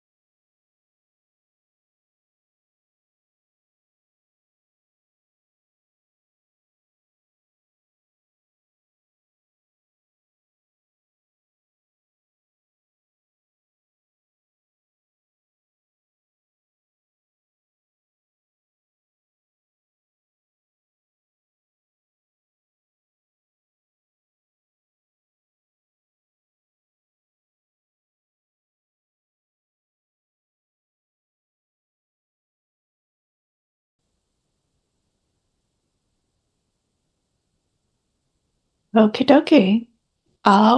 We're back. We're gonna cut away to Oswald, who is in church. Doing okay, I think. Everything's fine. Yeah, You got your brain's a little buzzy. That's new. it's incredible. You see, this nun is like, are you right, dear? You look a little distracted. You seem not. Is there something going on right now? Is your skull also vibrating a little bit? No. Oh, Do fascinating. do I need to fetch a doctor? No, I do you- think I'm fine. Do you need to lay down? Are you sure, dear? I mean, I would really like is to look at what happened. What? Oh, it was right on the steps of the chapel, right outside. Was it? Yeah, it said that they cleaned it up very, very quickly. They took the body to the morgue. It was terrifying. I think, like, that poor woman that first found it, she was in hysterics. It was horrendous. Completely frozen. The woman? No, the body. Oh. The poor dancer, he was completely frozen. Oh, I thought, okay, yes. Yes, that does sound dreadful. Do you know where they took him? Well, probably the closest morgue. And like she gives you an address because like they've been communicating as of late with the chapel, just to like let people like knows what's up, and like in case like people have questions or any information because someone saw something, to like let the police know. But do you want to go to the morgue, Oswald? No, I think there's probably still some stuff to find here. Mm-hmm. We'll save the corpse room for nighttime. Okay. Yeah, I think that Oswald is going to go out there and look for like anything that might have been dropped by either the assailant or the victim, anything like that during the scuffle, like signs of a struggle. It would be very interesting if there wasn't any signs of struggle, if it was like a willing thing. That would be interesting. crazy. Yeah. This is going to be information move with reason. I'm going to say disadvantage because you got buzzing in the brain. That's fair. Yeah. Yeah, I think that probably manifests as like Oswald getting a little bit distracted and be like, oh, I wonder if I can talk to Smoke too. Hello, Smoke, am I in your brain? God, is he in Smoke's brain? Because Smoke is probably currently thinking about making out with this dude. Yeah, suddenly there's a connection as you're thinking, oh man, I'm gonna make out with this dude. Oswald, you sense that. It's weird. You're in Smoke's brain. Oh, this is a bad place. I'm sorry, I should have knocked. Now I'm gonna roll. 7.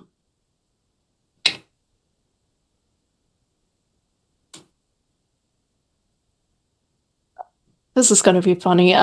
Smoke, what sort of sensation do you get, give Oswald, as like he sort of accidentally enters your brain?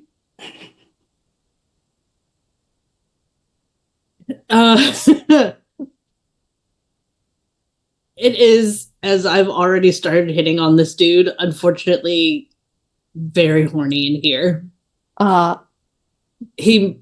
It's horny, and there might also be him contemplating the LaCroix hymn still.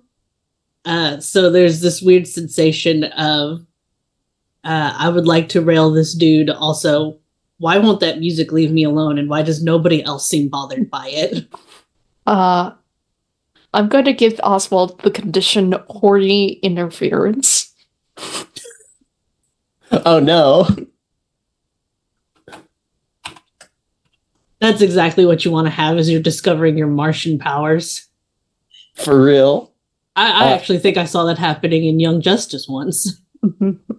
I think I'm going to get up to a 10 plus by marking the Mask of the Past here because I want to do that.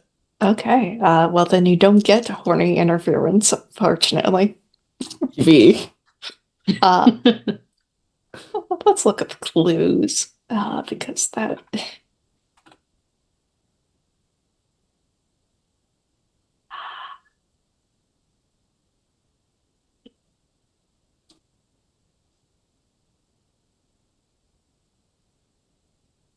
I have to say, my favorite part about Oswald dropping into both of these people's brains is that neither of them responded to him.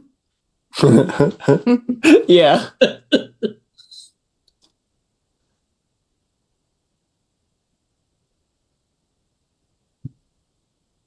I think as you're looking in for stuff that's weird, like it's like there's sort of pathways of like people coming in and out. So it's like a lot of it's been trampled snow and whatnot.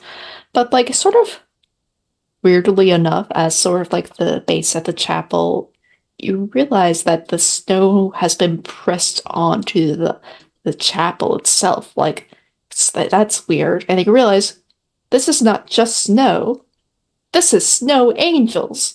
What's going on? Snow angels. Snow angels at odd angles. Wacky. I love snow angels at odd angles, actually. Funny It's enough, my new hyperpop band. It's fun to say too, so it works out. Yeah. Now we're going to cut over to Pike at the synagogue. You found a cold spot. Rebecca's still there, sort of watching you, spinning her ring. What do you do? Yeah, I think he starts feeling that like freezing cold, and he kind of just stands up and nods at the rabbi. You know what? I'm going to give you a condition. Chill to the bone. That seems fair. But yeah, he'll just kind of nods at her, and I think he'll straight up ask her, is there any other spot that you think might be connected to this in or around the synagogue? Mm-hmm.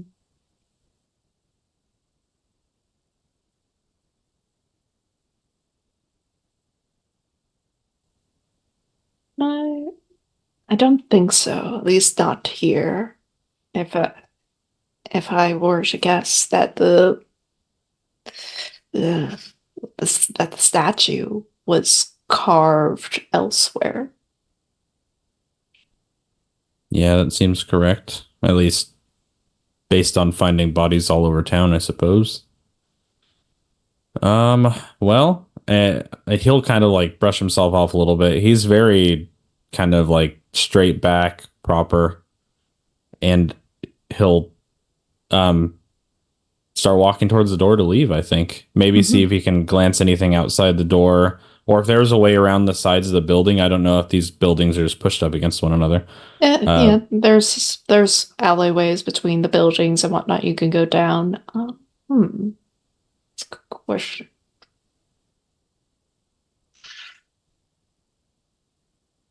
If that's our location. I was thinking of a different mystery. Love running it up between so much, you get mysteries mixed up with each other. You're like, oh yeah, this has a paint the scene question. No, it does not. It does not exist here. But anyways, I think just as you're passing around, like I think you just see a sort of a group of children who are having a little bit of a snowball fight. What do you do? He doesn't really pay him that much mind unless he gets hit by a snowball, and then which I'm just gonna say he does because it's funny. And Has he kind of say just that? brushes it off. It's less of a snowball and more of a ball of ice that hits you directly in the face.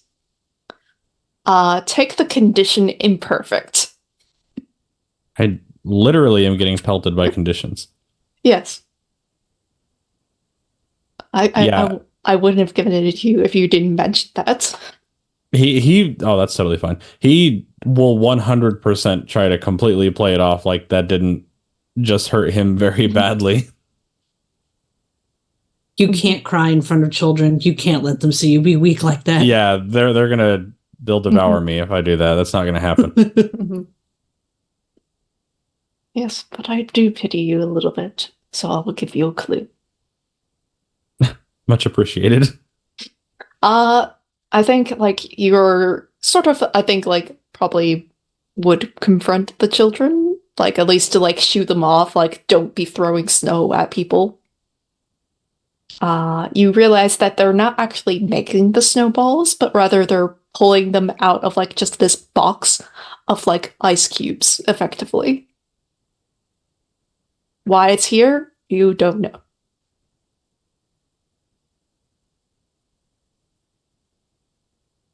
Mischief makers, I swear. Mm-hmm. Children Yes. of London. Mm-hmm.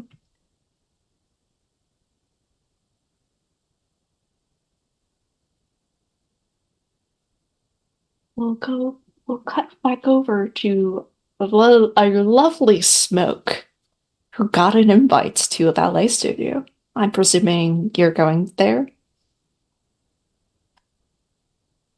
I was going to say, provided I don't have time to make out with this dude. I mean, you could make out with this dude. I was going to say, but I feel like I get to choose if I can make out with this dude or not. Mm-hmm. Yeah, you can make it out with this dude if you want, but that may just waste time. But that's up to you. But a good makeout session is never a waste of time. See, they get it. Mm-hmm. Yeah, I would like to make out with this scar-mouthed, supple man who has homoerotic magazines.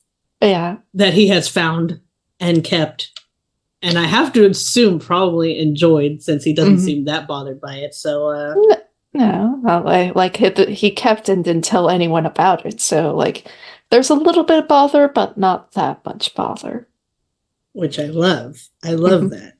It's a little insecure. Oh, I'd be happy to fix that.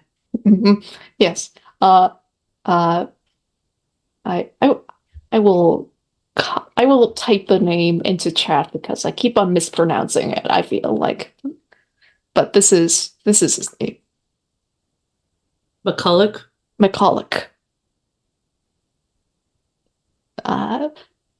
McCulloch, just McCulloch. A very friendly fellow indeed, and you do enjoy your time together with him. A very nice makeout session. Perhaps of like, hey, see me later, maybe. Oh, definitely. Mm-hmm. Provided that I don't die at the end of this. Mm-hmm. And I think with that, we're gonna just go to the dusk phase. No.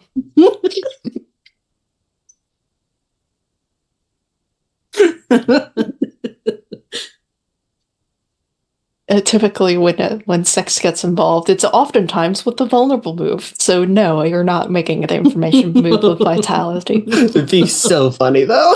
It'd be so funny, though. This is great, too, because going straight from the makeout to dusk means the American has to roll, right? Is that how that works? Mm-hmm. Ooh. What do I get to roll now? Well, this triggers your move, the quickening. Fuck. You live with a curse that causes you to become savage, even feral, to the point where your body physically changes. At the start of the dusk phase, roll with composure or sensitivity, your choice. Well, I have a 0 in both of those, so it don't really matter, do it? No. Here we go. A 7. A 7. On a hit, you manage to keep the quickening in check, but take the following condition: drained. Dang. Mhm.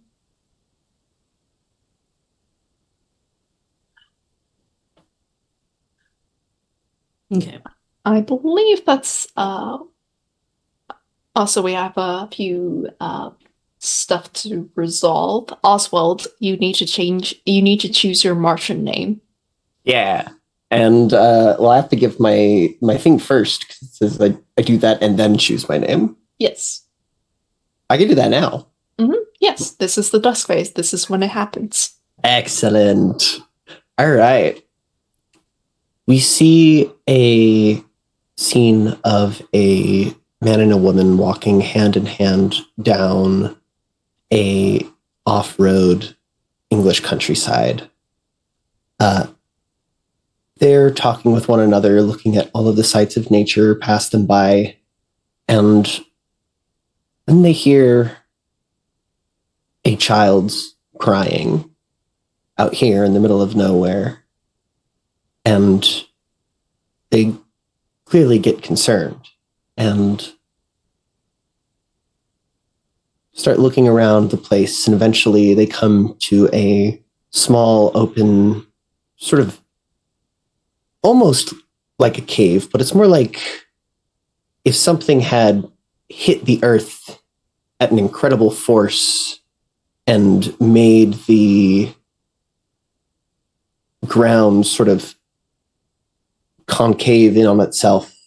And this inside of it is dark, and they hear the child crying from within this small indentation in the earth. And as they go to approach it, they see these glowing hot red eyes staring at them from within. They don't know what to do for a while until the crying starts back up and the eyes start blinking in unison with the crying. The mother approaches the crater and reaches in, pulling out this sort of peanut-shaped capsule. It's pure white and has a perfectly clear visor over top it. And you see little baby Oswald with his eyes glowing bright red, and they look to one another. The father points to the side of this capsule and says, PTAR, Pitar. And the two decide that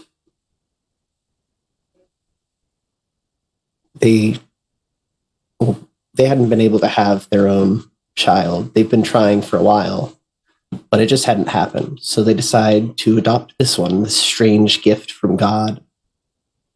And they know that others wouldn't be as accommodating or kind as they were to find out about the eyes.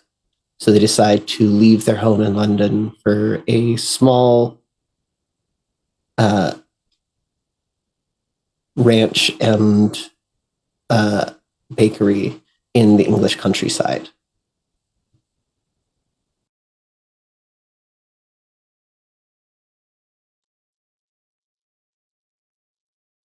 Thank you.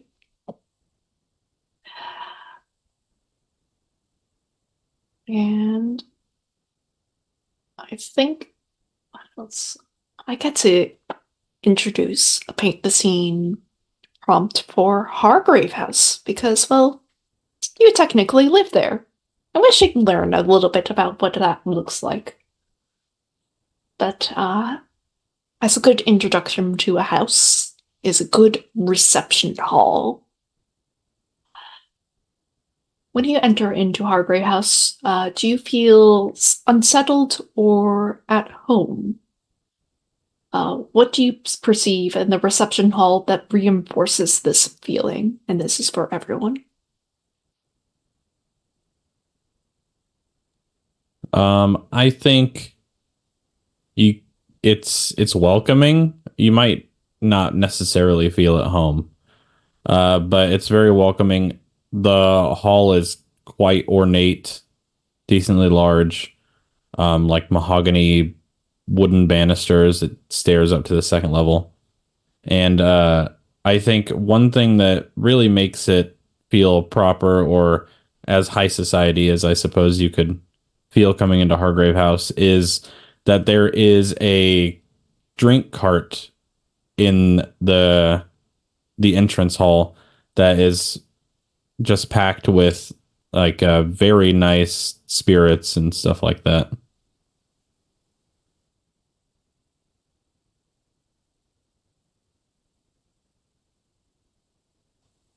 I think that it's pretty unsettling for Oswald. There's no sounds of a family going about their business. There's no sounds of the countryside around outside the windows. The smell of fresh baked bread doesn't linger in the air. It's all very different. It smells a lot worse in London than it does at its home. And while it smells better in Hargrave House, it still doesn't smell quite like a bakery.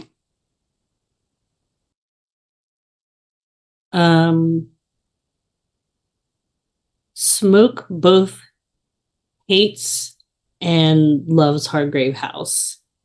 And his feelings for that start pretty much immediately when he walks in and sees the large staircase, the lovely fixtures all around, the drink cart, all the other accoutrement, any kind of decorations or statues or large windows that might make up this place. It feels like a rich man's house that he would have only ever seen from beyond a gate or from the other side of a street. The kind of place that he would have never been allowed to live in or do more than try and earn money from, and often associated with people who would never call him by a proper name. But he still somewhat considers it home, and he's going to continue trying to sneak shitty little drinks onto that drink cart so that he can have something that he thinks tastes good and no more of this junk that tastes like mint or farts or whatever that Pike likes to keep on it.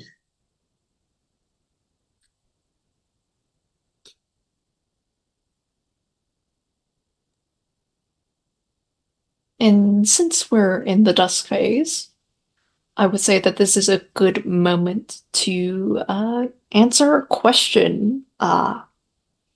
During the night phase, your job will be up to resolving the threats. So, let's figure out how we're going to do about this. Which question do you want to answer? Yeah, does anybody have an idea of what they like, anything to jump off of, I suppose? I think our murderer dude might be a very mean homosexual. Yeah, that sounds about right for the between. Everyone's a very mean homosexual here. I mean, I'm also a mean homosexual, but we don't worry about that. No, so I'm guessing we all came together and like explained what we saw. And even if it seems kind of weird, I do explain that at the ballet, one of the stagehands was finding homoerotic magazines and keeping them, but we won't worry about that part. And also that they are apparently renting their boys out to be furniture for clientele. And my guess is probably that our 3 victims were supposed to be furniture as they turned into lovely, not so lovely statues. Ooh, okay. I think I would like to go for that first one, just because I've, in the one play that I've seen of this threat done, it was the second one, and so I'm like, I want to see something different. But that's more on a meta level. On like, as far as the game goes, where does the sculptor carve their works? I think like I like the idea that it has to do with the sculptures also being the furniture. I think that kind of points to the sculptor being one of these like rich patron people, right? The snow angels at odd angles, those could have been like weird snow angels that were made from people posing as furniture in the snow. And I think that like the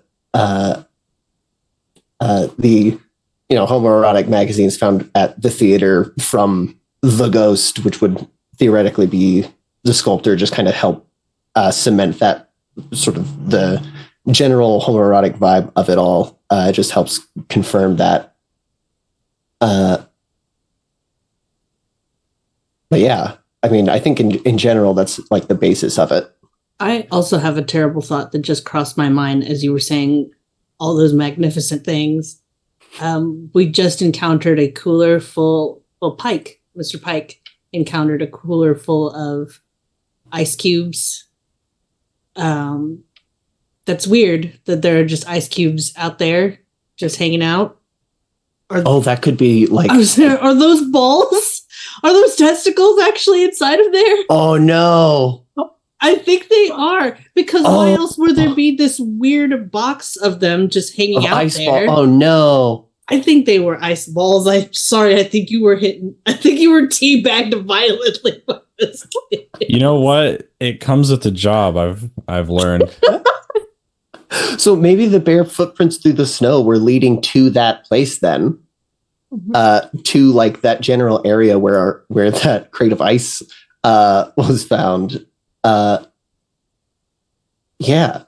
And what if the distorted him from the theater? What if it's the places like sort of nearby the theater itself, maybe like in on the rooftop or something?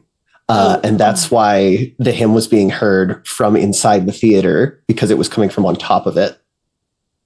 That's exactly what I was thinking about the distorted hymn. So back to my distorted hymn, because I meant to ask more questions about it, and then I ended up making out with a dude. You mentioned like it sounds like a hymn, but it sounds incorrect. Do the words still sound like Latin, or do they sound like another language, or Latin, but this is not how these words are put together? Well, that's the beauty of the Between, is that we get to decide that when we're answering the question, because the context wasn't given to us. Mm-hmm. That's beautiful, because I would like for it to be like you would expect this hymn to be sung in Latin, but it sounded so weird and off-putting to me because it was actually, say, in German or another European language that I kind of recognize, but not really. So maybe Smoke has been trying to write it down in hopes that maybe somebody else would recognize the words easier than I do. Oh, I think I figured out the absence of all warmth too. I mean, like that's just leftover from, I mean, the sculptor has to get enough ice somehow. He just has like some sort of way of having a huge freezer on that roof thing. And it's, heat rises, cold would presumably do the opposite.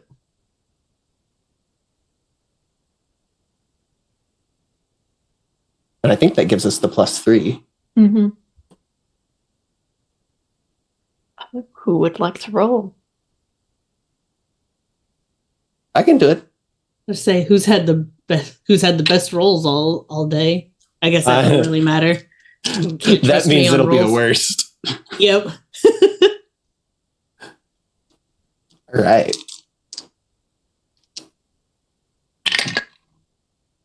Oh. Snake eyes. Oh. 2 + 3 is 5. You are incorrect. It is not on the roof. Unless we all want to mark a mask. Yes, unless you all want to put on the mask. And there's also the Mask of Perfection still.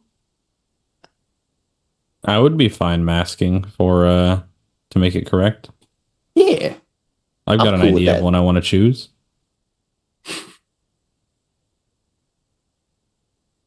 Gosh.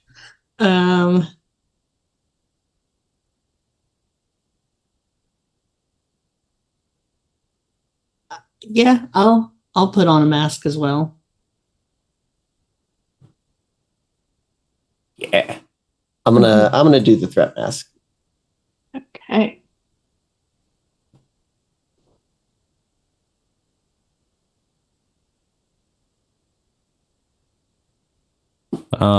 I guess I can just say my mask because it's not really a narration or anything. I'm going to choose Mask of the Future, the Gilded Door. It says, tell your employer to take the following condition. Most beloved. Tell the other hunters they can no longer choose the Gilded Door on their own playbook. It does not count as being marked for them.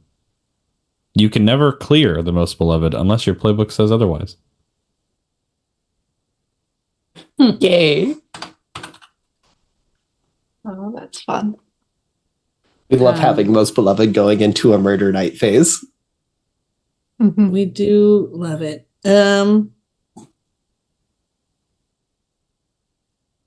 Gosh, it just makes sense because I just had my quickening happen. I think I'm going to do the cosmic passage for my mask. Yes, increase your sensitivity by 1 and reduce your reason by 2.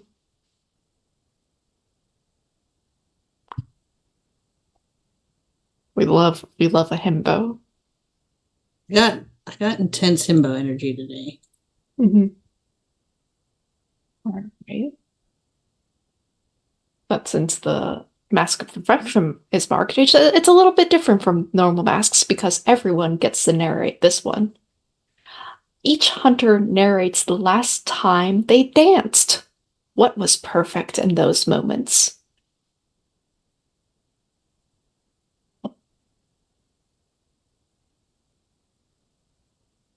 The last time Smoke... Oh, sorry. No, please go ahead. Please go ahead. The last time Smoke danced was probably the night he decided to leave the circus and move out to London. They threw a huge party for him, told him he was going to go out there and make the world a better place, and so on and so forth. All those things that they tell you when they throw parties like that for you. He doesn't fully remember all that praise and you're going to do great parts because he got nearly blackout drunk and danced for 3 hours straight without stopping. He danced with the ringmaster. He danced with the other performers. He danced with one of the lions that he probably picked up and put on his back. It was a wild time. It was a crazy time. Probably some of the scars that he has on him are from that party rather than from someone actually attacking him. But yeah, and the great thing about it was that it was the last memory that he made on that side of the world, and he made sure that it was a happy one.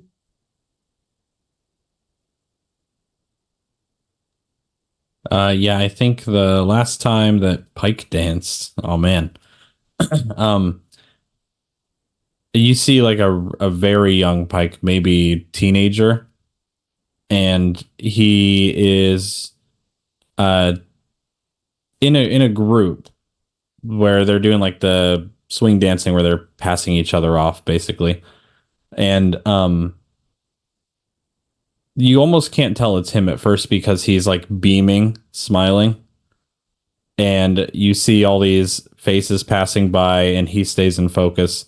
Until eventually the music cuts off and then everybody kind of stops dead except for him and he just keeps dancing for about 2 more seconds until everybody looks at him funny. And then he stops and goes back to his serious face, basically.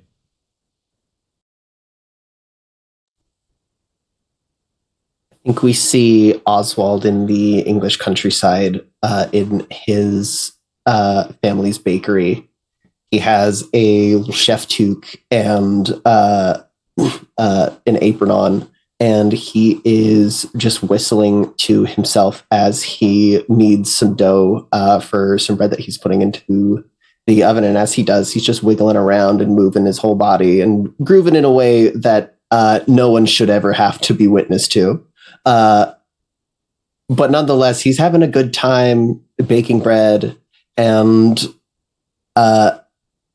it's just one of his most cherished memories, is being home where he knows that he belongs and where he's able to do what he wants and is able to be who he wants.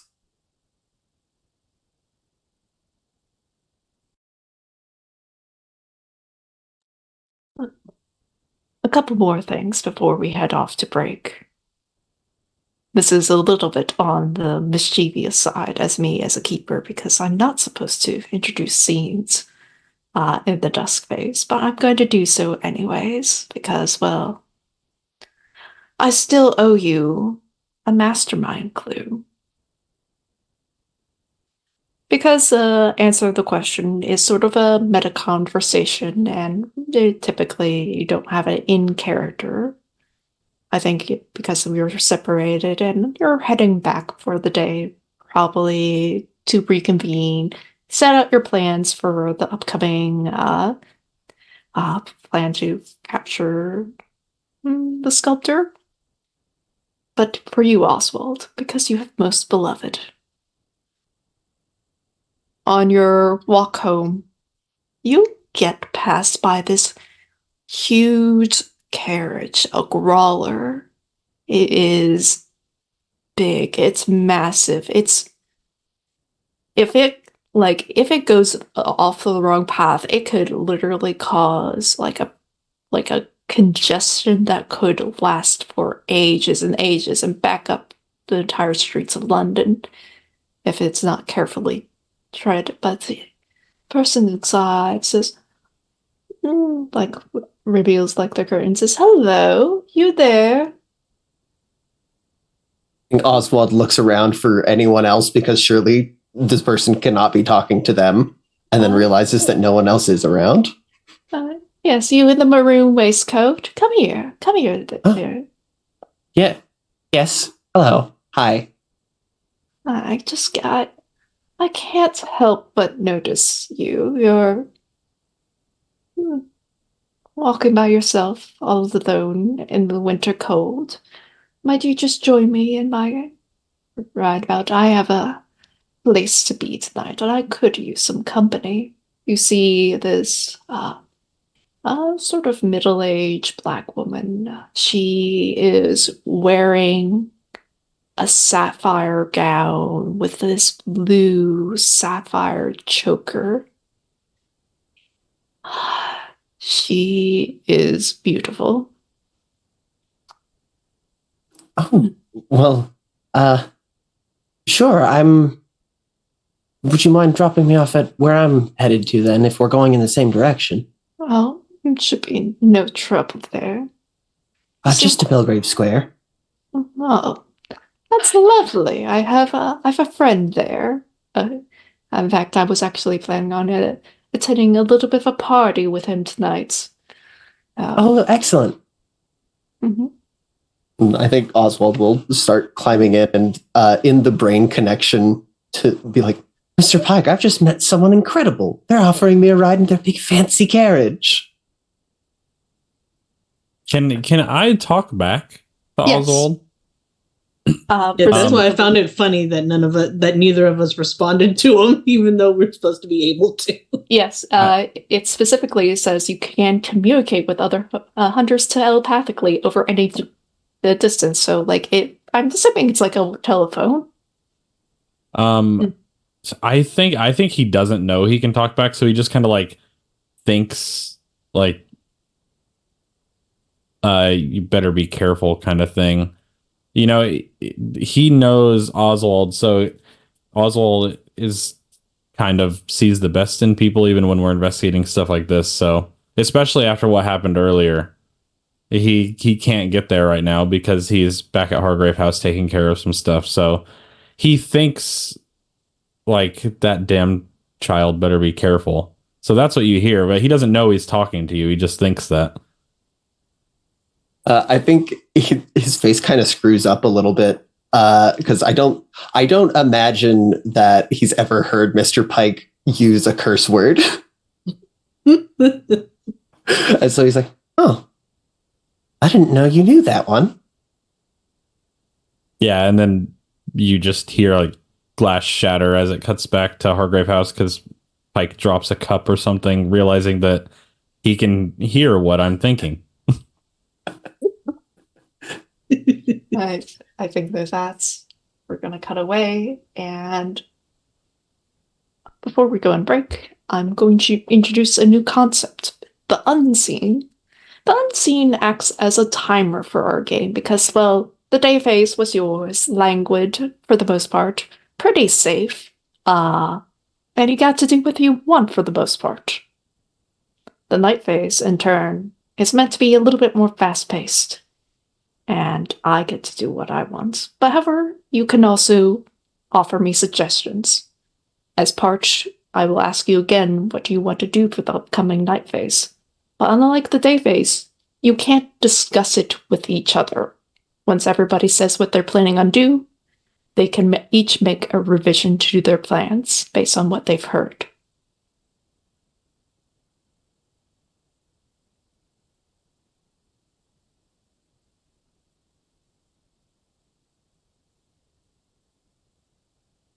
I mean, I think it's time to go to the roof of the theater.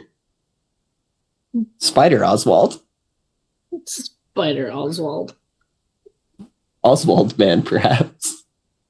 Yeah, this just reinforces Pike. So he is totally fine. That was his plan anyway. But after earlier today, and then after getting into a carriage with a strange person, he is not letting Oswald out of his sight. Period.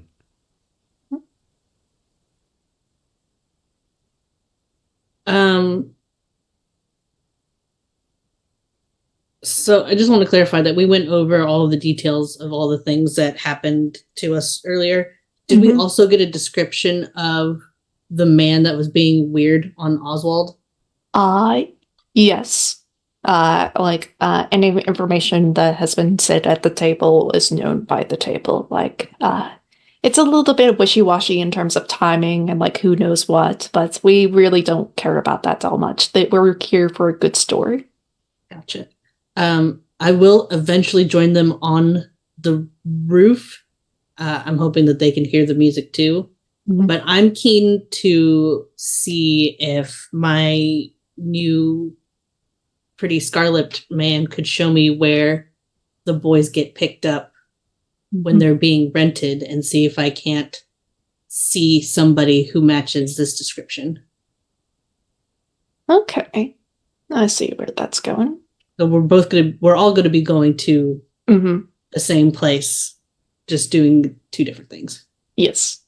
Any revisions? I think specifically Oswald is gonna be trying to get in there when the sculptor isn't there, so then they can ambush them when they walk in. Mm-hmm.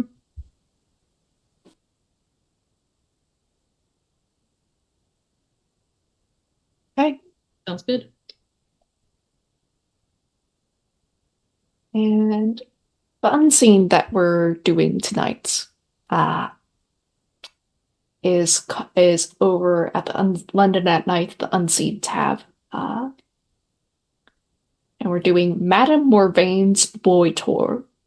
Powdered princelings and delightful demigods all agape for your amusement.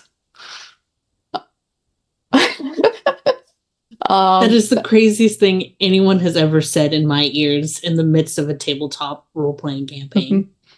It's about to get weirder. I'm ready. And the Unseen has 4 prompts that I will split out amongst us. I am going to give prompt 1 to Steph. Prompt 2 to myself. prompt 3 to Mick, and prompt 4 to Billy.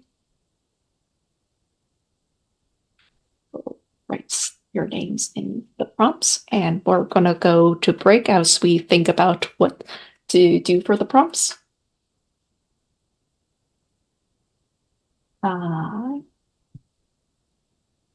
We're going to take about a little longer of a break, about 10 minutes or so we can, because it's a unique mechanic, and I have things to think about the upcoming night phase, because, oh boy, I've introduced a few threads that I'm not sure if everyone's aware about. Love it. Those are the best kind. Love it. See you soon.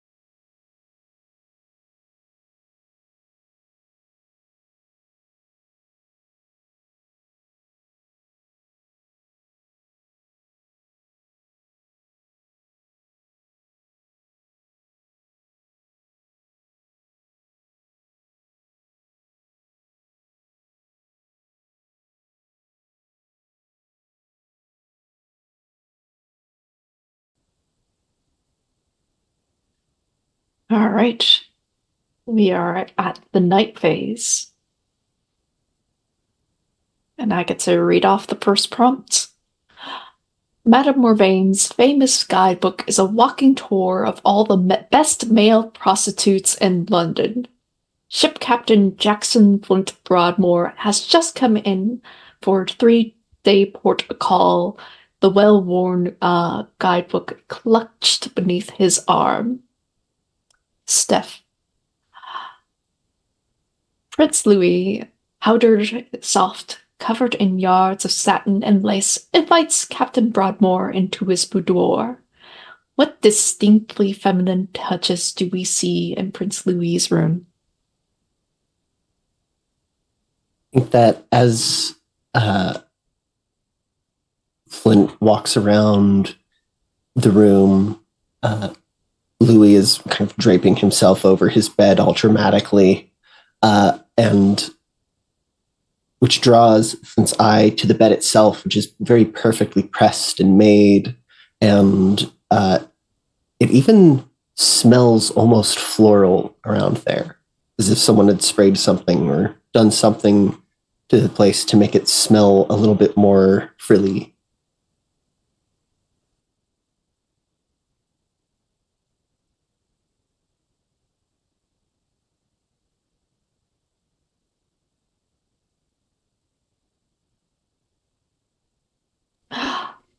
Helps to unmute yourself.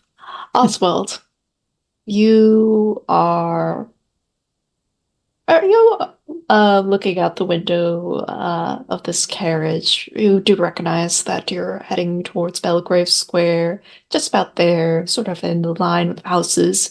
Belgrave Square is quite literally, it's a square. Ooh. Of typically white houses, except for Hargrave House, because Hargrave House is a bit of what the neighbors call an eyesore, because it's like this gothic sort of mansion-esque place where there's a lot of wooden exterior, like it's at the end of the corner. It has its own garden in the back. It's nice in its own charming, creepy, probably haunted way. And, well, you do know that you do have a neighbor next door who is probably equally as eccentric as you are, because he was like this old admiral dude, who knows. But that's all you know. I think that the carriage actually stops in front of, Parker House. And the woman in the cab with you says, "Oh, it's pretty unique and pretty fortuitous that I saw you, because quite literally, it seems as though your place of residence is next door to, my friend." Oh, is it? That's incredible. Yes, very incredible. Oh, by the way, what do you get up into that sort of place? Because it's quite a unique fashion statement, if I say so myself. Oh, me? Well, I'm a baker by trade, actually. I, hang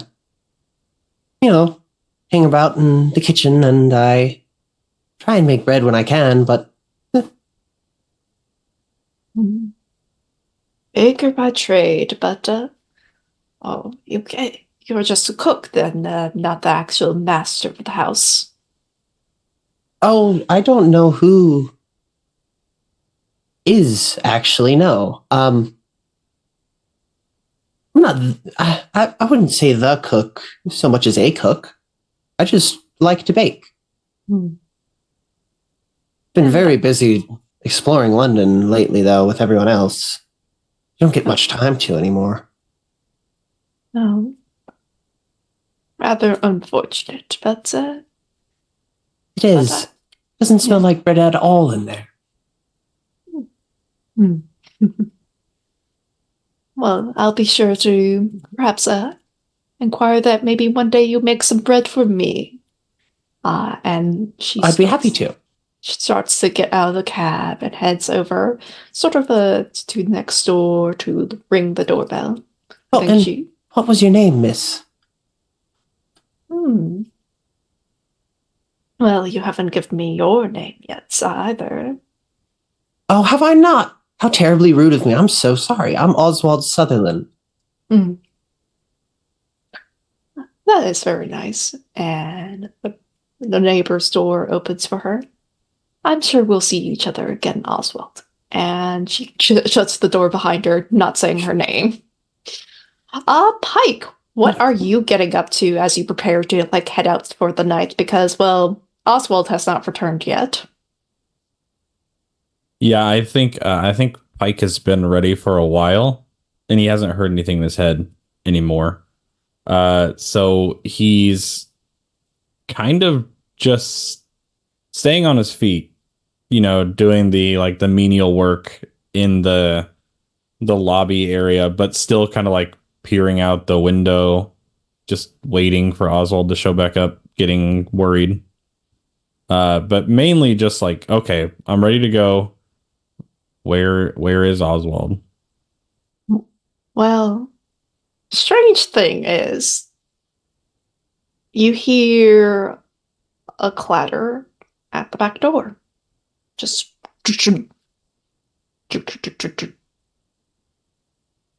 Yeah, he'll like something finally happened, so he'll go straight back there. Mhm. Like, why is this kid entering through the back door? I told him they can come through the front. Mhm.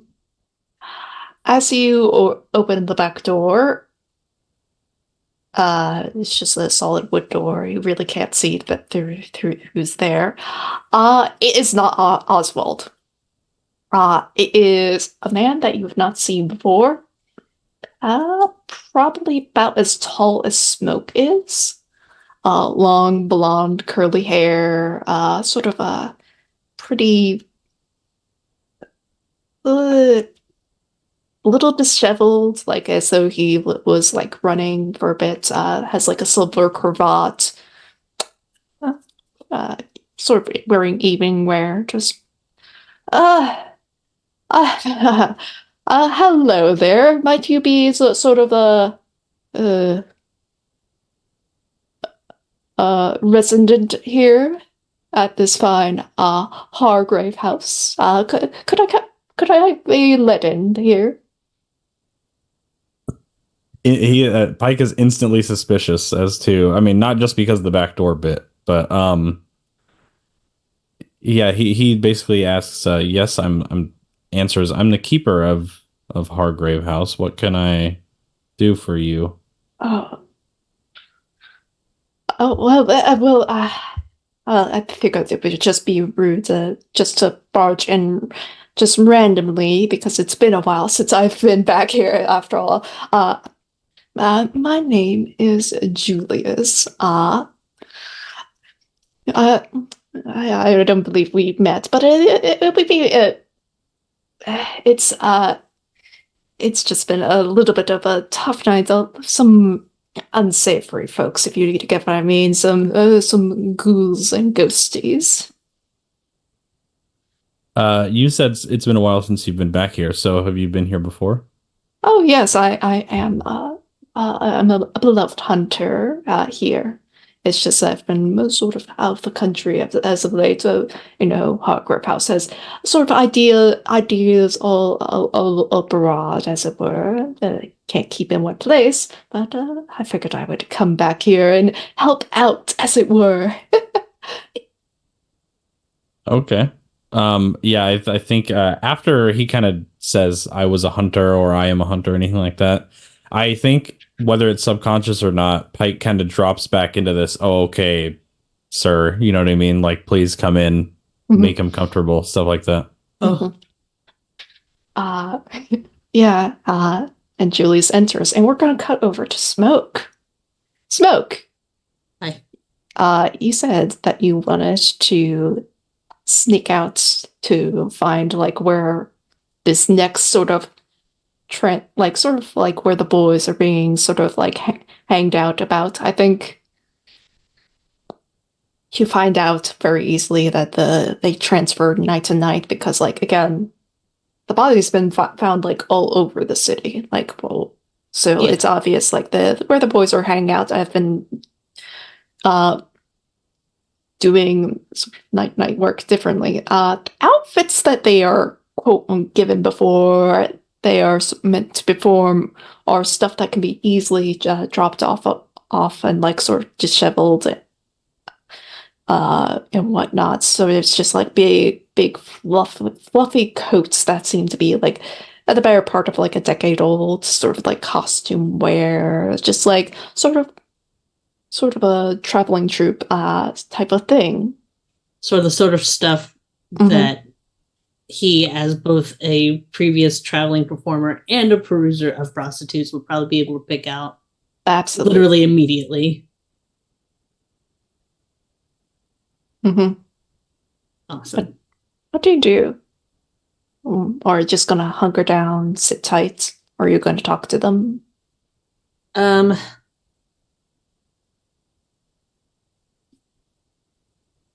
It seems like for the most part, most of the boys get returned back to the theater unharmed, save for 3 who have been murdered. Yeah. So for the most part, if these dudes don't seem like they're going to be particularly violent with the boys, and so long as they don't match the description that I'm looking for, I'm just gonna keep to myself, just kind of watching idly by, but not doing anything too forward until either someone seems threatening, one of the boys seems too uncomfortable to go, or I see someone who matches that description. Yeah. I think just with, like, even though that you've been drained, you still have a good sense about these things. You see sort of like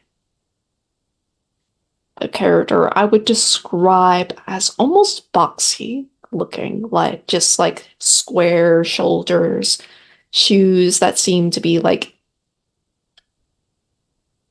not really shoes, like they seem to be like as a facsimile of a shoe. A wreath, like a wreath up on their head, and like they keep on smiling very awkwardly like this. Ugh, I dislike that. What do you do? It seems that you got your target in your sights. Amazing. I'm going to see about starting a scene, getting between him and the young man he's come to rent / probably murder. And I'm going to immediately be as fussy and annoying as possible, much in the way I was with what's his nut, the detective that I was mean to earlier, and immediately just slide between them and begin talking like I'm supposed to be the one to pick this kid up and see if it annoys him or causes him to grab my shoulder, talk to me, or whatever. Yeah, I'm going to say this is going to be a night move. What are you afraid might happen? Knowing that this dude has already killed like 3 guys as it stands, I'm worried that he might have some idea of people looking for him, and he might not let me so easily just be an annoyance. I have a worry that I might get stabbed in the back, which is crazy. So I'm definitely going to make sure that I mosey up with like a hand on my hip, as I do carry 2 knives on me, just in case I hear that telltale swing of a knife being pulled out of somewhere. It's worse than that. I love that. If the sculptor uses a weapon that you didn't expect, an ice pick. That's even worse. That's way worse. Yeah. You won't have that typical string of a draw, and you will be instantly stabbed in front of these people. So, Very fun. Let's roll. I think just with disadvantage because of your conditions are just full on up.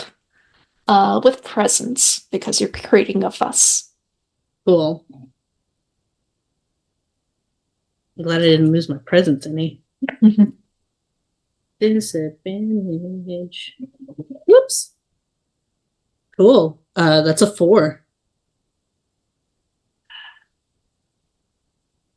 Oh, you're one of those people, aren't you? I've seen your lot asking questions where they shouldn't be asking questions. And the sculptor, like from his sleeve, drops an ice pick and is going to stab you in the throat once, twice, 3 times. Unless you want to put on a ask. Yeah, I do, because this seems like a garbage way to go. This seems like a great place to put this. And I can put on the Mask of the Past too, right? Mm-hmm. I'm going to put on the only one I seem to be able to mark here. Yeah. Narrate a flashback to your childhood that shows the high level of privilege you were born into. Mm-hmm.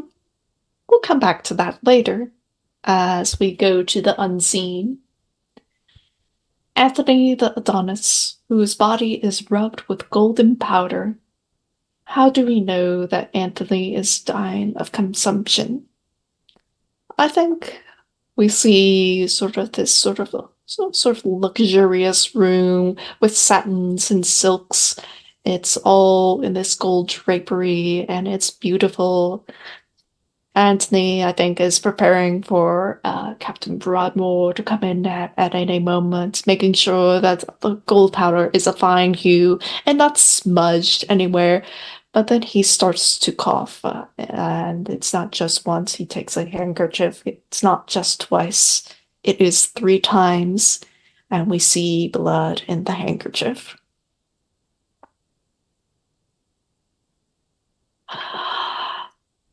And Oswald, you are effectively been dropped off in front of Hargrave House. What do you do? Well, it's time to go get Mr. Pike and get headed out to the rooftop of the theater.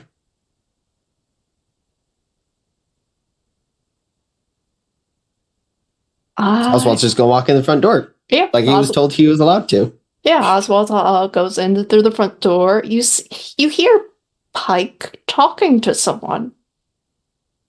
I think. I think we see Oswald's eyes kind of light up a little bit because I don't think that he has ever really gotten to see much of Mr. Pike's personal life. So it's always like this rare, like, ooh, I get to see what kind of a person he is when he's not hanging out with me. So I think Oswald kind of, his eyes light up and he sort of scurries over to see what's going on. Just like walks right into the room. He's like, Mr. Pike, you have company over. That is cute. Oh. Mr. Pike, as it were. Hello. I am Julius, and you might be young fellow. Hi, I really like your hair. It's wow. It looks nice. Thanks. Hi, I'm Oswald. Oh, is this what passes for hunters of Hargrave House nowadays? No, I'm a baker. A baker. Oh, so you're a client of Hargrave House, are you? I think so. Oh, that's Master Oswald does help in investigations when they are able. Oh, yes, I see. And I think Julius takes his arm and wraps it around you. How well does Oswald help out with investigations? I'm sure. Is he any trouble here? Does he need some sort of assistance in these matters? He seems a little bit on the young side. And I think you see Pike kind of with just his first finger and his thumb pick up Julius's hand off of Oswald and just kind of pull it off, and he says, Master Oswald is very capable as a hunter. Thank you. They are really coming into their own. Well, there is that very dangerous business we've got to get up to. If you're offering help, then maybe, I mean, it shouldn't look a gift horse in the mouth, right? Of course. Never seen a gift horse. Oh. Very, very interesting company you keep, Mr. Pike. I am but a servant of Hargrave House. Yes. Well, how do you two know each other? Oh, well, you see, I'm a hunter of Hargrave House that just come in from abroad. I'm very, so it's just you two doing the business now, is it? There are other hunters about, just not at the house at the moment. Oh, right. So I see. Well, I certainly could help out, but I'm not sure what a baker and a butler could assist out in proper hunting business. You see, I think you both are not very supernaturally inclined as to the senses, unfortunately. So maybe it's best that you would just stay here for tonight. Mm-hmm. Oh, that's all right. I was going to make a snare trap. A snare trap? Ooh. A snare trap to catch what? The sculptor. Oh, the sculptor, the one who's been catching all the random young men of London. Ooh. I don't think they're random. I'm not sure why. It's only the dancers. Yes, only the dancers. But you don't know why. Because you didn't bother to ask why. And that's why you're probably not a very good investigator. Why don't you just stay in? Let me handle things. And I think, like, Julius once again, like, grabs you again. This time, it's a little bit tighter. It's a little bit more squeeze rather than a friendly sort of arm draping over yourself. Yeah, if Pike kind of catches on to that, at any point any contact would kind of set him off, I guess is a way to say. He doesn't blow up or anything like that. He just like grabs the arm this time, takes off. He's like, "All right, that's quite enough. I think it's time for you to leave. We don't need your help anymore." This is going to be a night move. What are you afraid might happen? I'm afraid I will be incredulously embarrassed in front of my master here. It's worse than that. Like, I think as like you take off the sort of the hand, you realize that's, well, what you're dealing with isn't exactly human. The hand is clammy, the hand is cold. This is a vampire, as Julius will glint his teeth at you, and you'll have a really big problem. Yeah, I think that's plenty worse. Mm-hmm. What do you want? Vitality? Composure. Composure. I can do that. Is this in defense of my master? Can I cancel out the disadvantage you're probably about to give me? This will cancel out the disadvantage because like you are imperfect in front of Julius, who is very clearly perfect. Yes.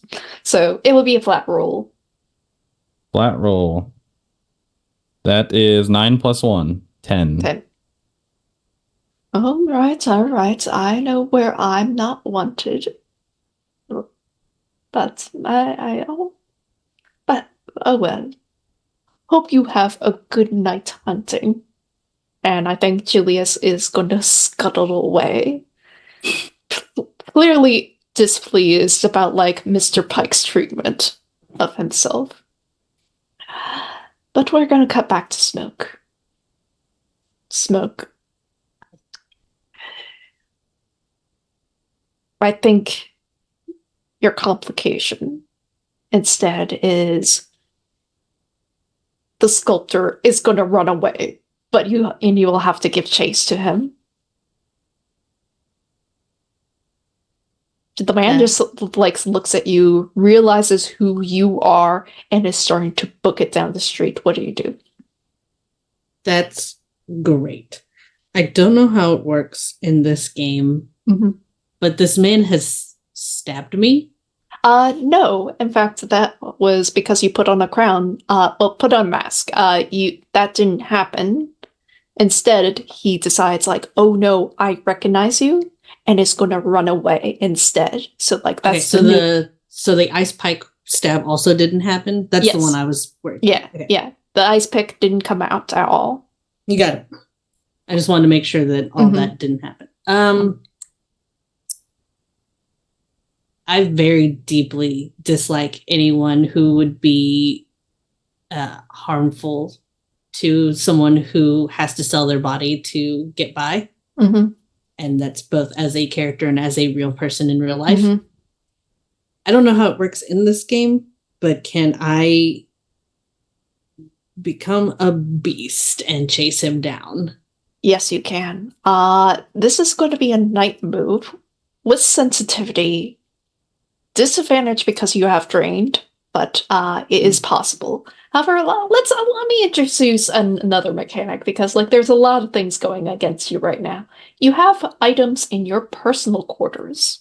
Now, if you can fictionally frame it up as you using one of the items, whether it's like this item gives you inspiration, such as like grounds your humanity, or you can use it in the scene, like pulling out a gun or something, it'll give you advantage, and then you can mark it. Oh, cool. So, like, it would cancel at disadvantage. Cool. I love that. And actually, that works really well, as there is a full photo album of the traveling show among my personal items, which is something that he probably uses regularly to keep himself grounded and not losing his mind all the time. Because these were the people who genuinely cared about him. And the mask that I put on earlier was about his privileged childhood, which privilege does not mean happy. For him, privilege means living with his mother and the man that abused her and is also, unfortunately, his father. So he was a rich dude, and she was a poor woman who he probably owned. And he wasn't crazy about that.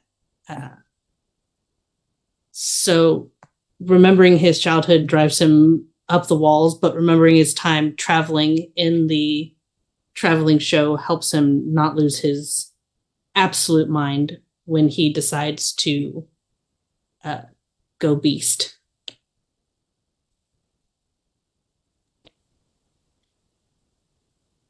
Okay. Roll with sensitivity. Before I forget, what are you afraid might happen? I am afraid that somehow he'll have a gun with a genuine silver bullet in it. I am not afraid of people seeing me in this form. I just don't like talking about it. I'm not afraid of people hating me for this form. I've been hated for my regular human form my whole life. So what does that matter? More than anything, if I am going to have to die with this curse on me, I want to die in my human form, not as a creature. It's So- worse than that. Cool. I think for the rest of the night phase, you're going to be stuck as this beast. And maybe you'll come across your compatriots and they have to be the ones to deal with you instead because you are a monster and you will hurt people if not contained. Very true. All right. Am I still rolling? 2d6. Yep, sensitivity. Please don't roll crap. Okay, it's not bad. 8. 8.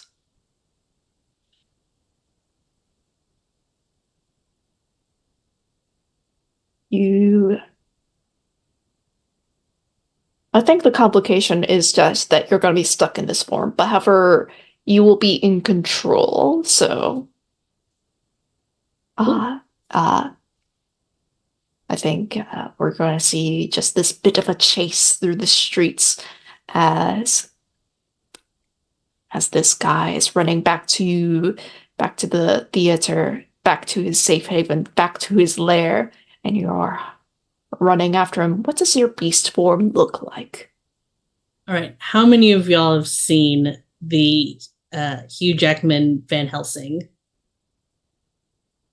Yeah, that's exactly the I love reactions that I movie. wanted. Yeah, exactly. Some of the best CG work ever in the whole world. So the werewolf that Van Helsing turns into towards the end of the movie, that is exactly what he looks like. This large, like broad, like he's already a tall man to start with, and somehow becomes even larger, broader. I mean, if you're a monster fucker, this is exactly the kind of werewolf you want to fuck. And it's the dark fur.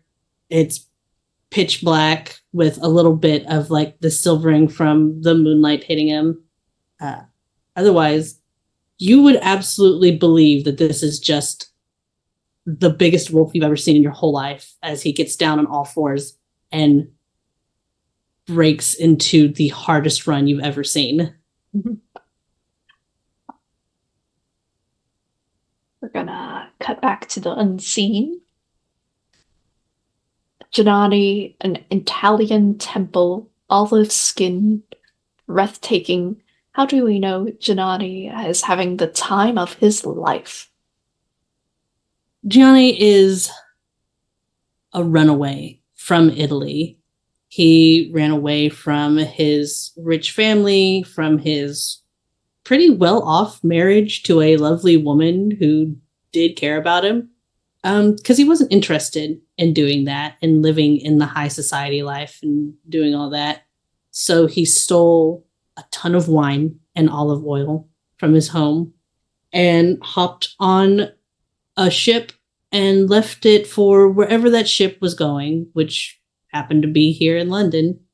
And now he uses his olive oils to entreat visitors and treats them to wine and champagne. It is luxurious. He has nothing but fun. And if you mess with him, you discover that wine bottles don't actually break when you're hit with them.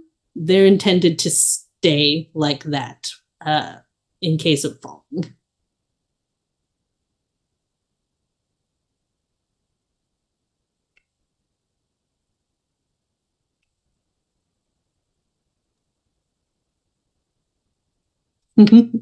Oswald, Mr. Pike, I think you are heading out finally. It's been quite a bit of a time, honestly speaking. It's there is still that big, large carriage from earlier, Oswald, that you see. I think you hear some sort of raucous noise, possibly a party that's being thrown next door. It makes sense. Admiral Flag, he just has like a bunch of his old like seafaring buddies back from back in the day over there frequently enough.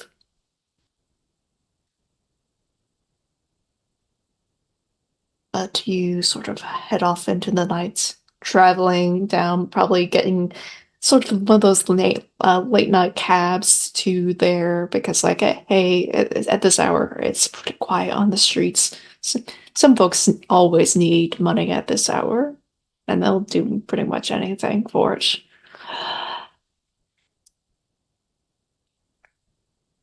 But you hear in the streets, it's not all quiet. There is pounding noise, rushing noise in the streets, growling, snarling, and puffing as you hear footsteps, possibly in next street over. As in, I think one of you just stops the carriage just to get like a good look, because what on earth is going on at this hour? And I think quite literally running into your cab is a very desperate man that you saw earlier in the day, Mr. Pike. That man with the strained teeth, that grimace, that smile. He is before you. What do you do? Well, I suppose no time for your snare trap, after all. Pike will... I'm just picturing in my head that he came from the side of the carriage that Pike is not. Mm-hmm. So Pike, he's like kind of deftly over Oswald, just wants basically grab the guy by the neck, more or less. And pull him in? Either pull him in or actually... Now that'll put him closer to Oswald. I think Mr. Pike will fully go out of the carriage and wrap himself around this guy to hold him in place, more or less. He already tried to take Oswald once, so he's not going to let him near him again. There is a beast. There's a monster in the streets. Yes, and I have my arms wrapped around him.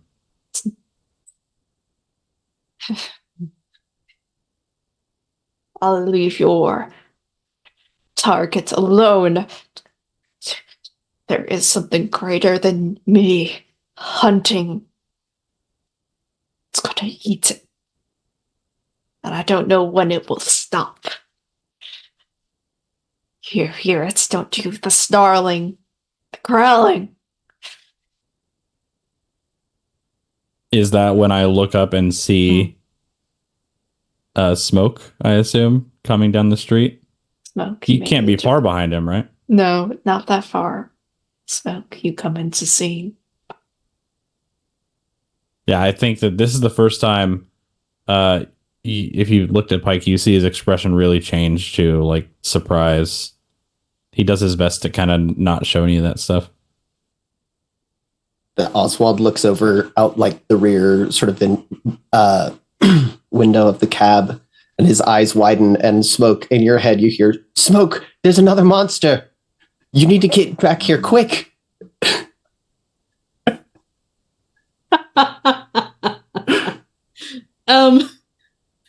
So you said that I'm like more or less in control of myself this go around, right?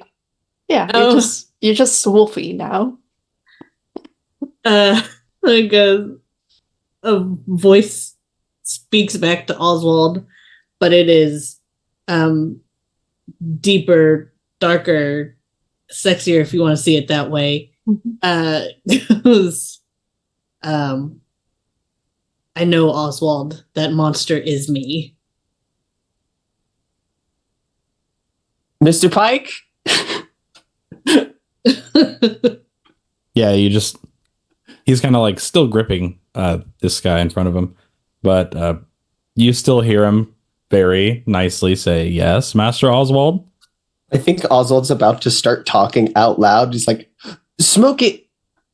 And then in your head, you hear, "Smoke is the big wolf." In his head, he's really intently. So you hear a lot of like, you hear grunting in his head. Like he's really focused on this. But through that, you hear him ask Smoke if they could be a little more inconspicuous at this time. Yeah, Oswald's like, oh, okay. Smoke, Mr. Pike wants to know if you can be more conspicuous. What does that word mean, Mr. Pike? Please just ask Smoke and tell me what they say. Okay.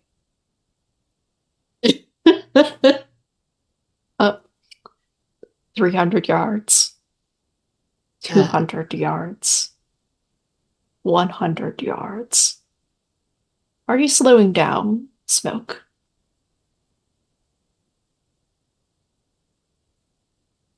Smoke believes that he is slowing down, but at the size that he is, it is very hard to tell from that distance that he is not going at breakneck speed, because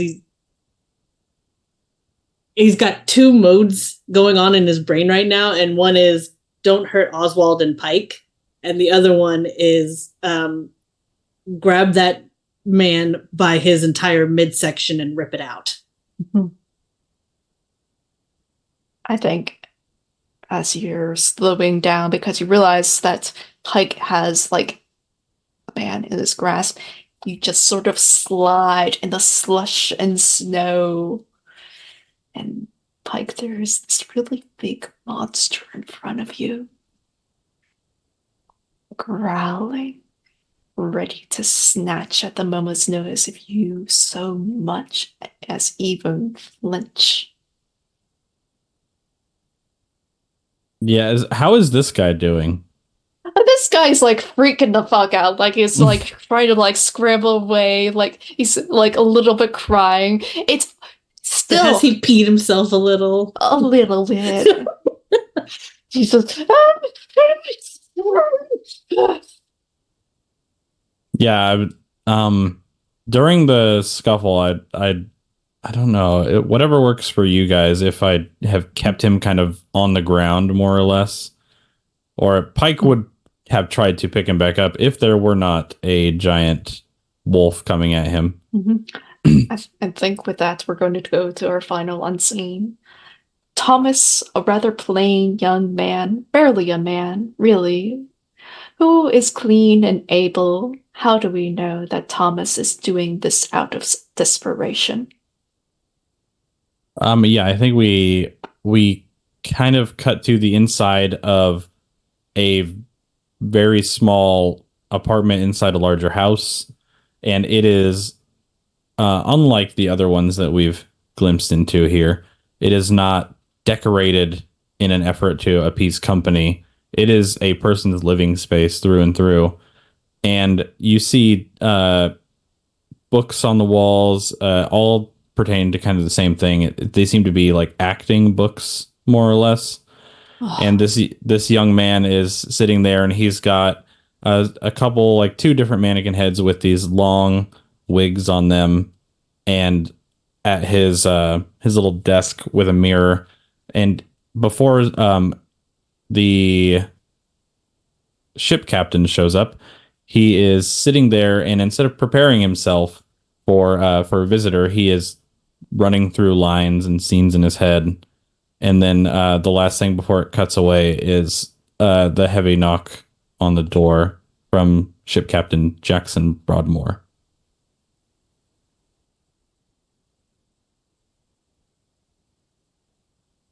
Smoke, you are in front of your prey. There's Pike, who has the prey by the throat. You could just rip it out right now, but you might hurt Pike in the process.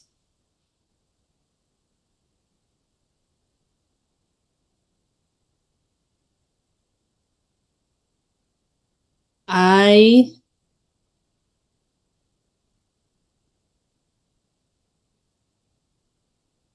do not speak very well in my werewolf form. It is very growly and hard to understand.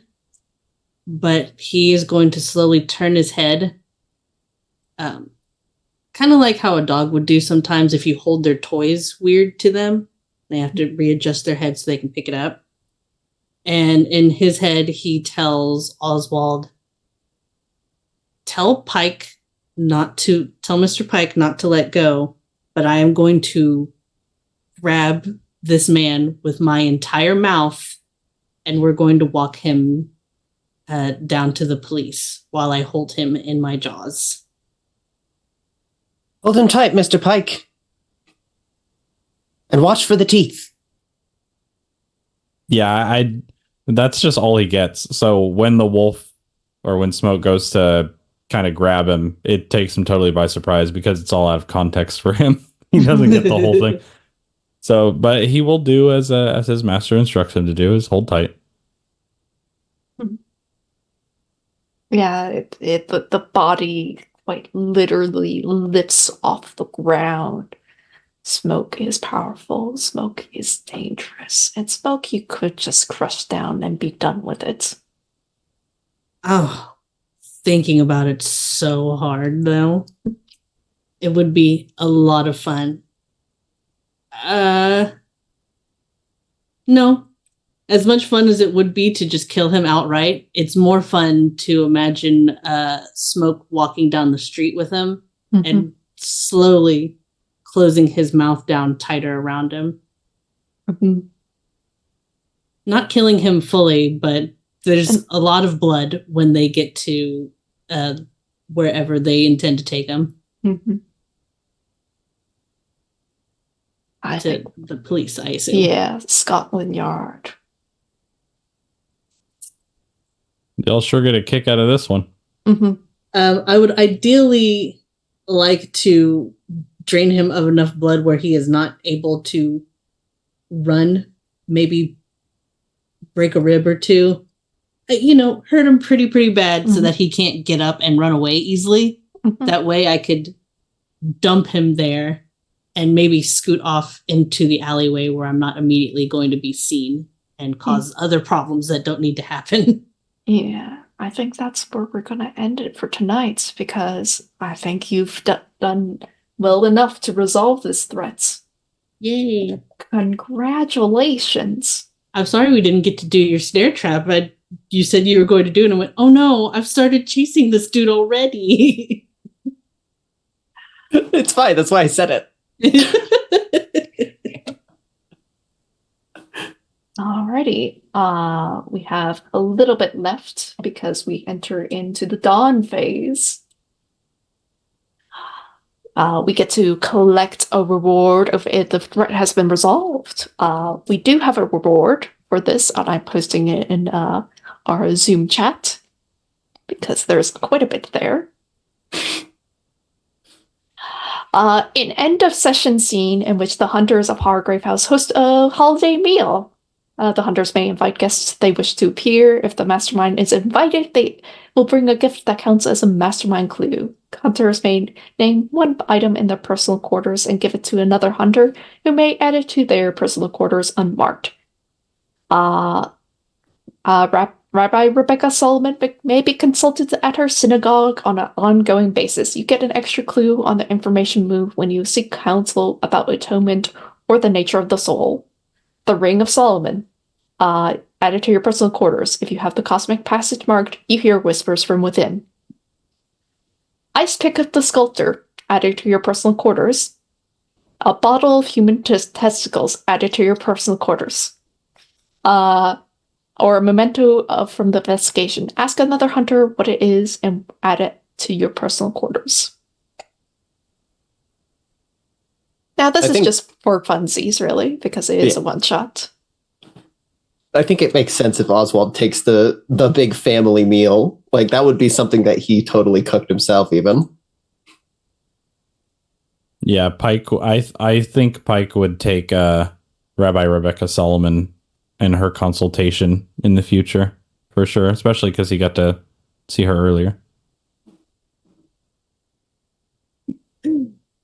Smoke wants a memento, and it's an erotic magazine. You get to ask another hunter what it is. Oh, okay.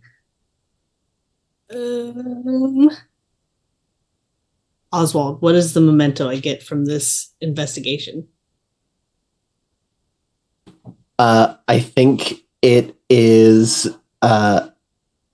what's that guy's name? The memory of McCullough's lips. Not McCullough himself? Nah. Yeah, just the memory of it. I love that. The lips. Mm-mm. Mm-hmm. In fairness, Smoke wouldn't want the whole person anyway, so. I only need this part to do what I want you to do. Mm-hmm. He doesn't want to be attached to anyone. That's dangerous, and for a different game, potentially. We get to answer Dawn questions, since we did... How did Mr. Pike take one? I took Rabbi Rebecca Solomon yeah. being able to be consulted at her synagogue. Mm-hmm. Gotcha. We did answer a question this session. We also resolved the threats in terms of Dawn questions. Smoke, you did get an echo in the night, which is sort of like echoing the scenes from the unseen to what was going on into your scenes. I've noticed a few times where it happened, so that was pretty good. Pike, you did so as well, and I believe Oswald, you did so as too. So everyone gets a point of XP for that. Smoke, did you stick out in London society for all the wrong reasons? I think they're the right reasons, but I'm sure they didn't care for seeing the largest werewolf of all time running through the street. Yes. Did you encourage a hunter to let loose for a change? I wish I had. I definitely wish that I had, because I feel like that's something I should have said to Pike more over the course of this. And if it was a longer game, Mm-hmm. Smoke definitely would have told Mr. Pike to let loose more often. Mm-hmm. Yeah. So you get 4 XP. Delicious. Pike, did you ensure your employer got credit for your triumphs? I don't think so. I don't think so, no. Did you demonstrate obsequious behavior towards your employer in the front of others? Yeah. That was I think Pike's literally deal. picking them up and carrying them around in front of everybody as like a 20-year-old man getting picked up and Carried get the like a uppies. baby. Yeah. Yeah. Helpies!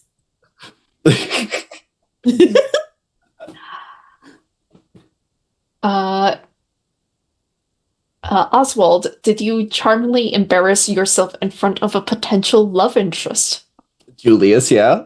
Oh, man. Oh, no! Did you demonstrate extreme naivete when faced with the horrors of London? Yeah, that's your shtick. That's a dead person's shoe, you mean? Oh, no. All right. It has tax in it. Hello.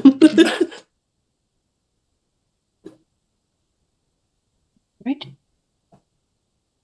And we get a holiday meal. Yippee. Yippee. This holiday meal has a paint the scene as well, but who are you inviting? If anyone. Well, Julius, obviously. That's so dangerous. Pike is very unhappy about this. And I think probably I want to say I don't think that Oswald would be able to invite Theodora, but if he could, he would. That's fine. Pike would invite McCulloch and what's his name, the wig master, Mm-hmm. and they're definitely going to check out those magazines in a closer, more hands-on style later.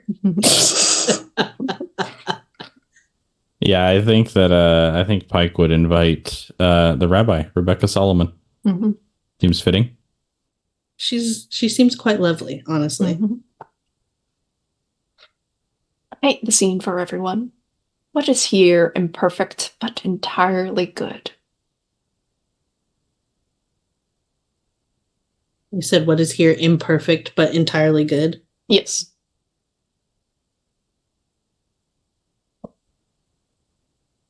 Question: do you think Oswald is good at making bread? I think that I think they probably are, because specifically it said a respectable job as in the playbook thing. But I was kind of on the same wavelength here, because like this is a different sort of area. And there's just like different moisture levels, and anything can fuck up baking at a moment's notice. Literally. This could be good. We could pin it on Pike. You could have wanted to teach him how to make bread, and maybe he messed it up. Yeah, that's adorable. No. There's like a little bit too much flour, so it's a little hard. Oh no.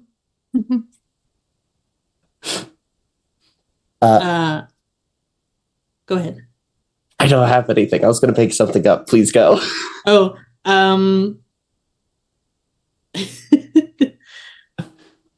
Pike has probably picked out, while also trying to learn how to bake, has probably picked out like the finest champagnes and the finest wines to be at this party. At some point, Smoke has come through and replaced it all and hidden the really good stuff, and replaced it with all of his like moonshine. This very nice homeless person was making like the best moonshine wine he'd ever tasted. Rich people will probably think it tastes like rat farts. He thinks it tastes like magic. Him and all the theater folks probably think it tastes like magic. Mhm. It might be a little trippy. Don't worry about that. I think that there is a like sort of a big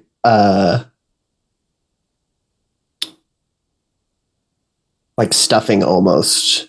Just this really big sloppy sort of meal that looks like literally trash that you would pick up from the street and put in a pot, but tastes incredible. And I think Oswald, brings out this like steaming pot of this stuffing stuff. It's like, it's just like what my mom used to make. I don't have a recipe, so I just kind of winged it. This is the best meal that Smoke has probably had since he moved into Hargrave House.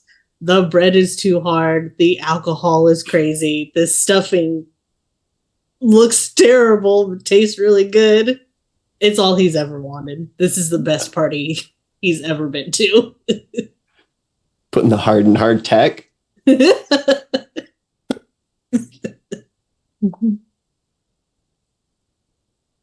A gift to you, Oswald, because you are most beloved.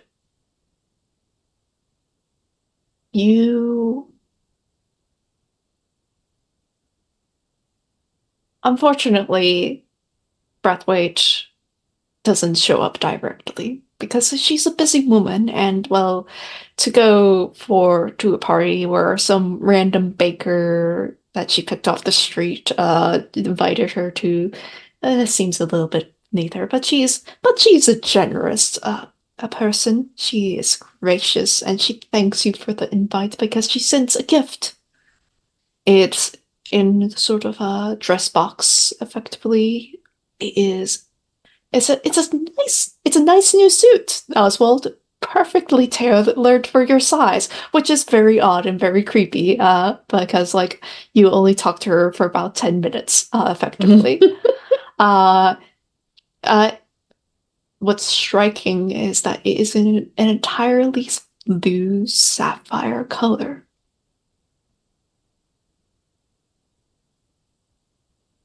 And that is your mastermind clue.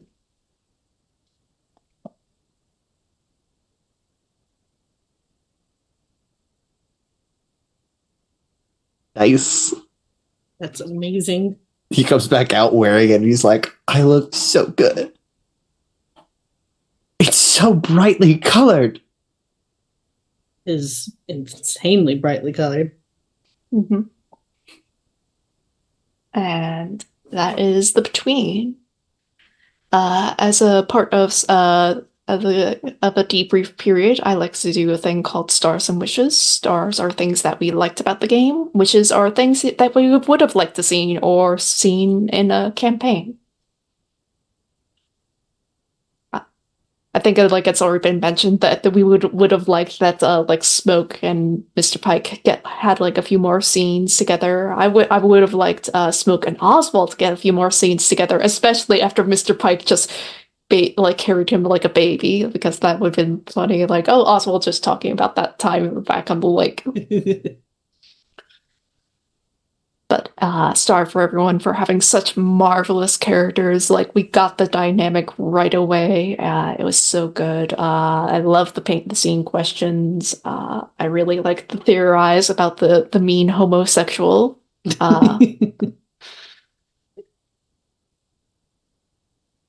Wishes, I would have liked that we got to see the ballet studio, as well as actually got a proper layer instead of it. Oh yeah, it's on the roof, and I'm like, great. I guess we're on the roof now.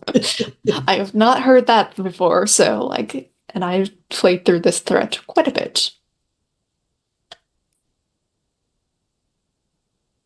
Yes, star for Chaotic too for keeping it all on track, and one shots. They seem pretty. I mean, the mysteries, like you said, they did themselves, but it's still a lot of great work from you. So thank you so much for running this for us. As far as stars are concerned, my gosh. Oswald immediately coming into Martian powers, using them immediately, and neither of the people they talked to responding back on the first go, just thinking it was something weird that happened to them. But also, I liked that I avoid dying twice in one shot. I've never been so good at nearly dying in my entire life. As for wishes, gosh, I would just love to do another little one shot with these characters again, so that maybe they get another chance to like hang out. Maybe Smoke says some things that sound way too lewd for Oswald to be hearing, for Oswald to go over and ask Mr. Pike about, hey, what does this term mean? Who told you this term? Oh, he wouldn't even have to ask who told you. He would know exactly who's saying that shit. I promise. Yeah, I would just love to see them interacting again. They already have a really good energy together, so.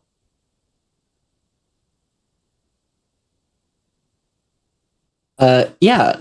So I had a lot of fun. I really love playing the Martian, and I want to do it more. That's really my biggest wish, is that I really want to play more of this character. It doesn't even necessarily have to be more one shots. I wouldn't be upset about getting a full Oswald campaign at some point. That wouldn't be upsetting for me. That would be great. But as far as stars go, for Chaotic, I really love how you ran this mystery. It felt really fluid, and we got through, I feel like, a lot of it in this short period of time. You kept the pace on really well by giving up like a couple free clues here and there. I really like how you integrated the mastermind into the one shot. I think that was really cool. For Miche, I love Smoke. He's this really great, like, he's the type of character that other people might be like, oh, that's a skis ball right there. But then if they look even 2 like centimeters deeper than that, they're like, oh no, that's the kindest ball to ever have skised. And I love him so much. I would die and kill for him, but I wouldn't need to, because he would do that himself. In a heartbeat. Yeah, it's great. For Billy, I love Mr. Pike. He's got this very great, like, almost like if Superman had an Alfred, it would be Mr. Pike. He would be the Superman butler for sure. And I really like the vibes that we got with him. The like protective older sibling sort of energy going on. I really enjoyed the uppies. That was fucking hilarious. I didn't know how to react to that at first. I was like, whoa, what? Yeah, no, that's great. But yeah, it was just a really good time. Any other stars and wishes? Okay. I'll just chime in with the third wish, the third time, saying I would like to see the characters again, just so I can have said it. I'll feel better after the fact. So what I'm hearing is that this has to become a campaign. That's what I'm hearing. Maybe. You know, sometimes it just happens that way, I think. Yeah, just so that happens. We'll talk about it later. And before I hand over the reins back to Diversity Saves crew, I have one last thing to part with y'all. As Hargrave House is having its Christmas party, well, holiday party, because there's multiple people from different faiths there, we cut away to outside of London, into the countryside, into this big manor house. Beautiful, luxurious, fairly new. Probably within the last 5 years it was built. We cut in through an upper story built floor, seeing this luxurious study with this sort of hues of auburn and blue. There on the wall, we see various pictures from the years, some scenes of sailing and whatnot. And we see in a chair by the desk a woman who we've seen before, Theodore Brathwaite. She is writing notes, various things, making notes about how this serial killer has been caught by Scotland Yard. Quote, had teeth marks in it, and sort of put on this map in front of her, a pin in the location. And then she thinks to herself, smiles, and puts another pin into the board, the map of London. It's on Hargrave House. Those folks. Yes. I think they're going to be very interesting. I can't wait to get them all figured out. And that's where we're going to end it.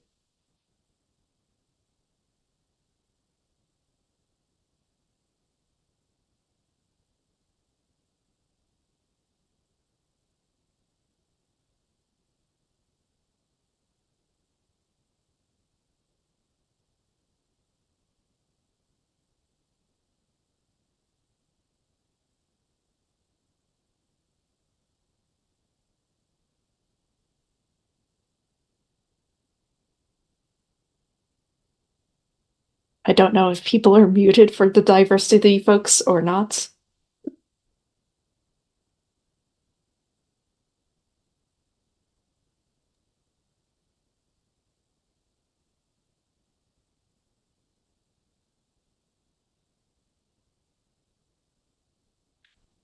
I just realized I accidentally muted myself. Okay. So first I was waiting on you, Kiara, because I thought you might have more to say. If y'all want to tell everyone who each of you are, or where they can find you, and then we'll go ahead and wrap everything up. I'm Chaotic.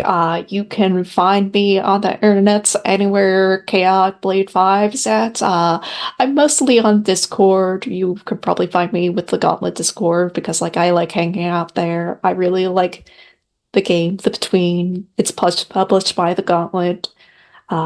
So if you want to see how this game runs and the mystery I run, you just look them up. So yeah, that's all I have to say about myself.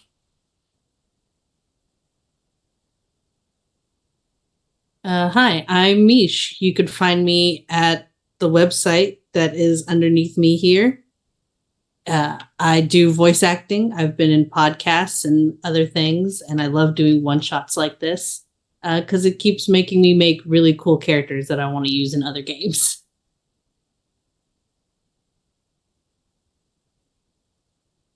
I suppose I'll go next. I'm Billy, and you can find me on Twitter because that's all I will ever call it until it's dead. At the link right down below. And yeah, Discord, Gauntlet Discord, I see Chaotic and Steph on there all the time. I'm there once in a while to say this cool new movie trailer came out, but other than that, I play games whenever I can. I'm Steph. I can be found pretty much anywhere under the username Steph Infection. Typically no spaces if I can get away with it. You can find me pretty much anywhere. I do spend a lot of time in the Gauntlet Discord. I'm also writing my own Car from Brindlewood game called Site 42. You can look up the playtest for that on YouTube if you just search Site 42 playtest. It's pretty great. I have a good time with it. Thank you very much. And we are Diversity Saves. Diversity Saves is a 501c3 nonprofit organization that focuses specifically on marginalized communities within the TTRPG industry. Our entire goal revolves around diversity and inclusion, and most especially helping people from marginalized communities to be able to create cool games like this and be able to run games like this. We are a grant-giving organization, and our grants are currently open. So if you are working on a project that helps to encourage or boost diversity and inclusion, if you are from a marginalized community and you are interested in receiving a grant from Diversity Saves, I encourage you to go to diversitysaves.org. You can find a link to our short application. It's just a handful of questions to give us an idea of who you are and how you might fit in with our mission. And then from there, we have a grant process, which we are open as of right now. Our grants will be processed in the early months of next year. If you're interested in supporting our organization, you can always donate, once again, at diversitysaves.org. Or if you want to volunteer, feel free to reach out to us. You can also join us on our Discord. We're always looking for volunteers. We're always looking for more people who either want to volunteer their time to do an amazing stream like this or to help with other services. We're a nonprofit. None of us are making a dime off of this, so anyone who wants to help is more than welcome to jump in and get their hands dirty. This has been the Haunted Holidays charity game stream, game number 2. We got 3 more games coming, including one this afternoon at 4 p.m. Pacific Standard Time, 7 p.m. Eastern. It is going to be a Dread game called The Elf is Watching You, run by Kirk D'Amato. So please join us this afternoon. Thank you everyone for your time. And thank you to Notepad Mike. You have won our giveaway drawing. So I will reach out to you via Twitch chat to get some contact info so we can get that off to you. Thank you everyone. Have a good day, and I'll see you in a couple hours.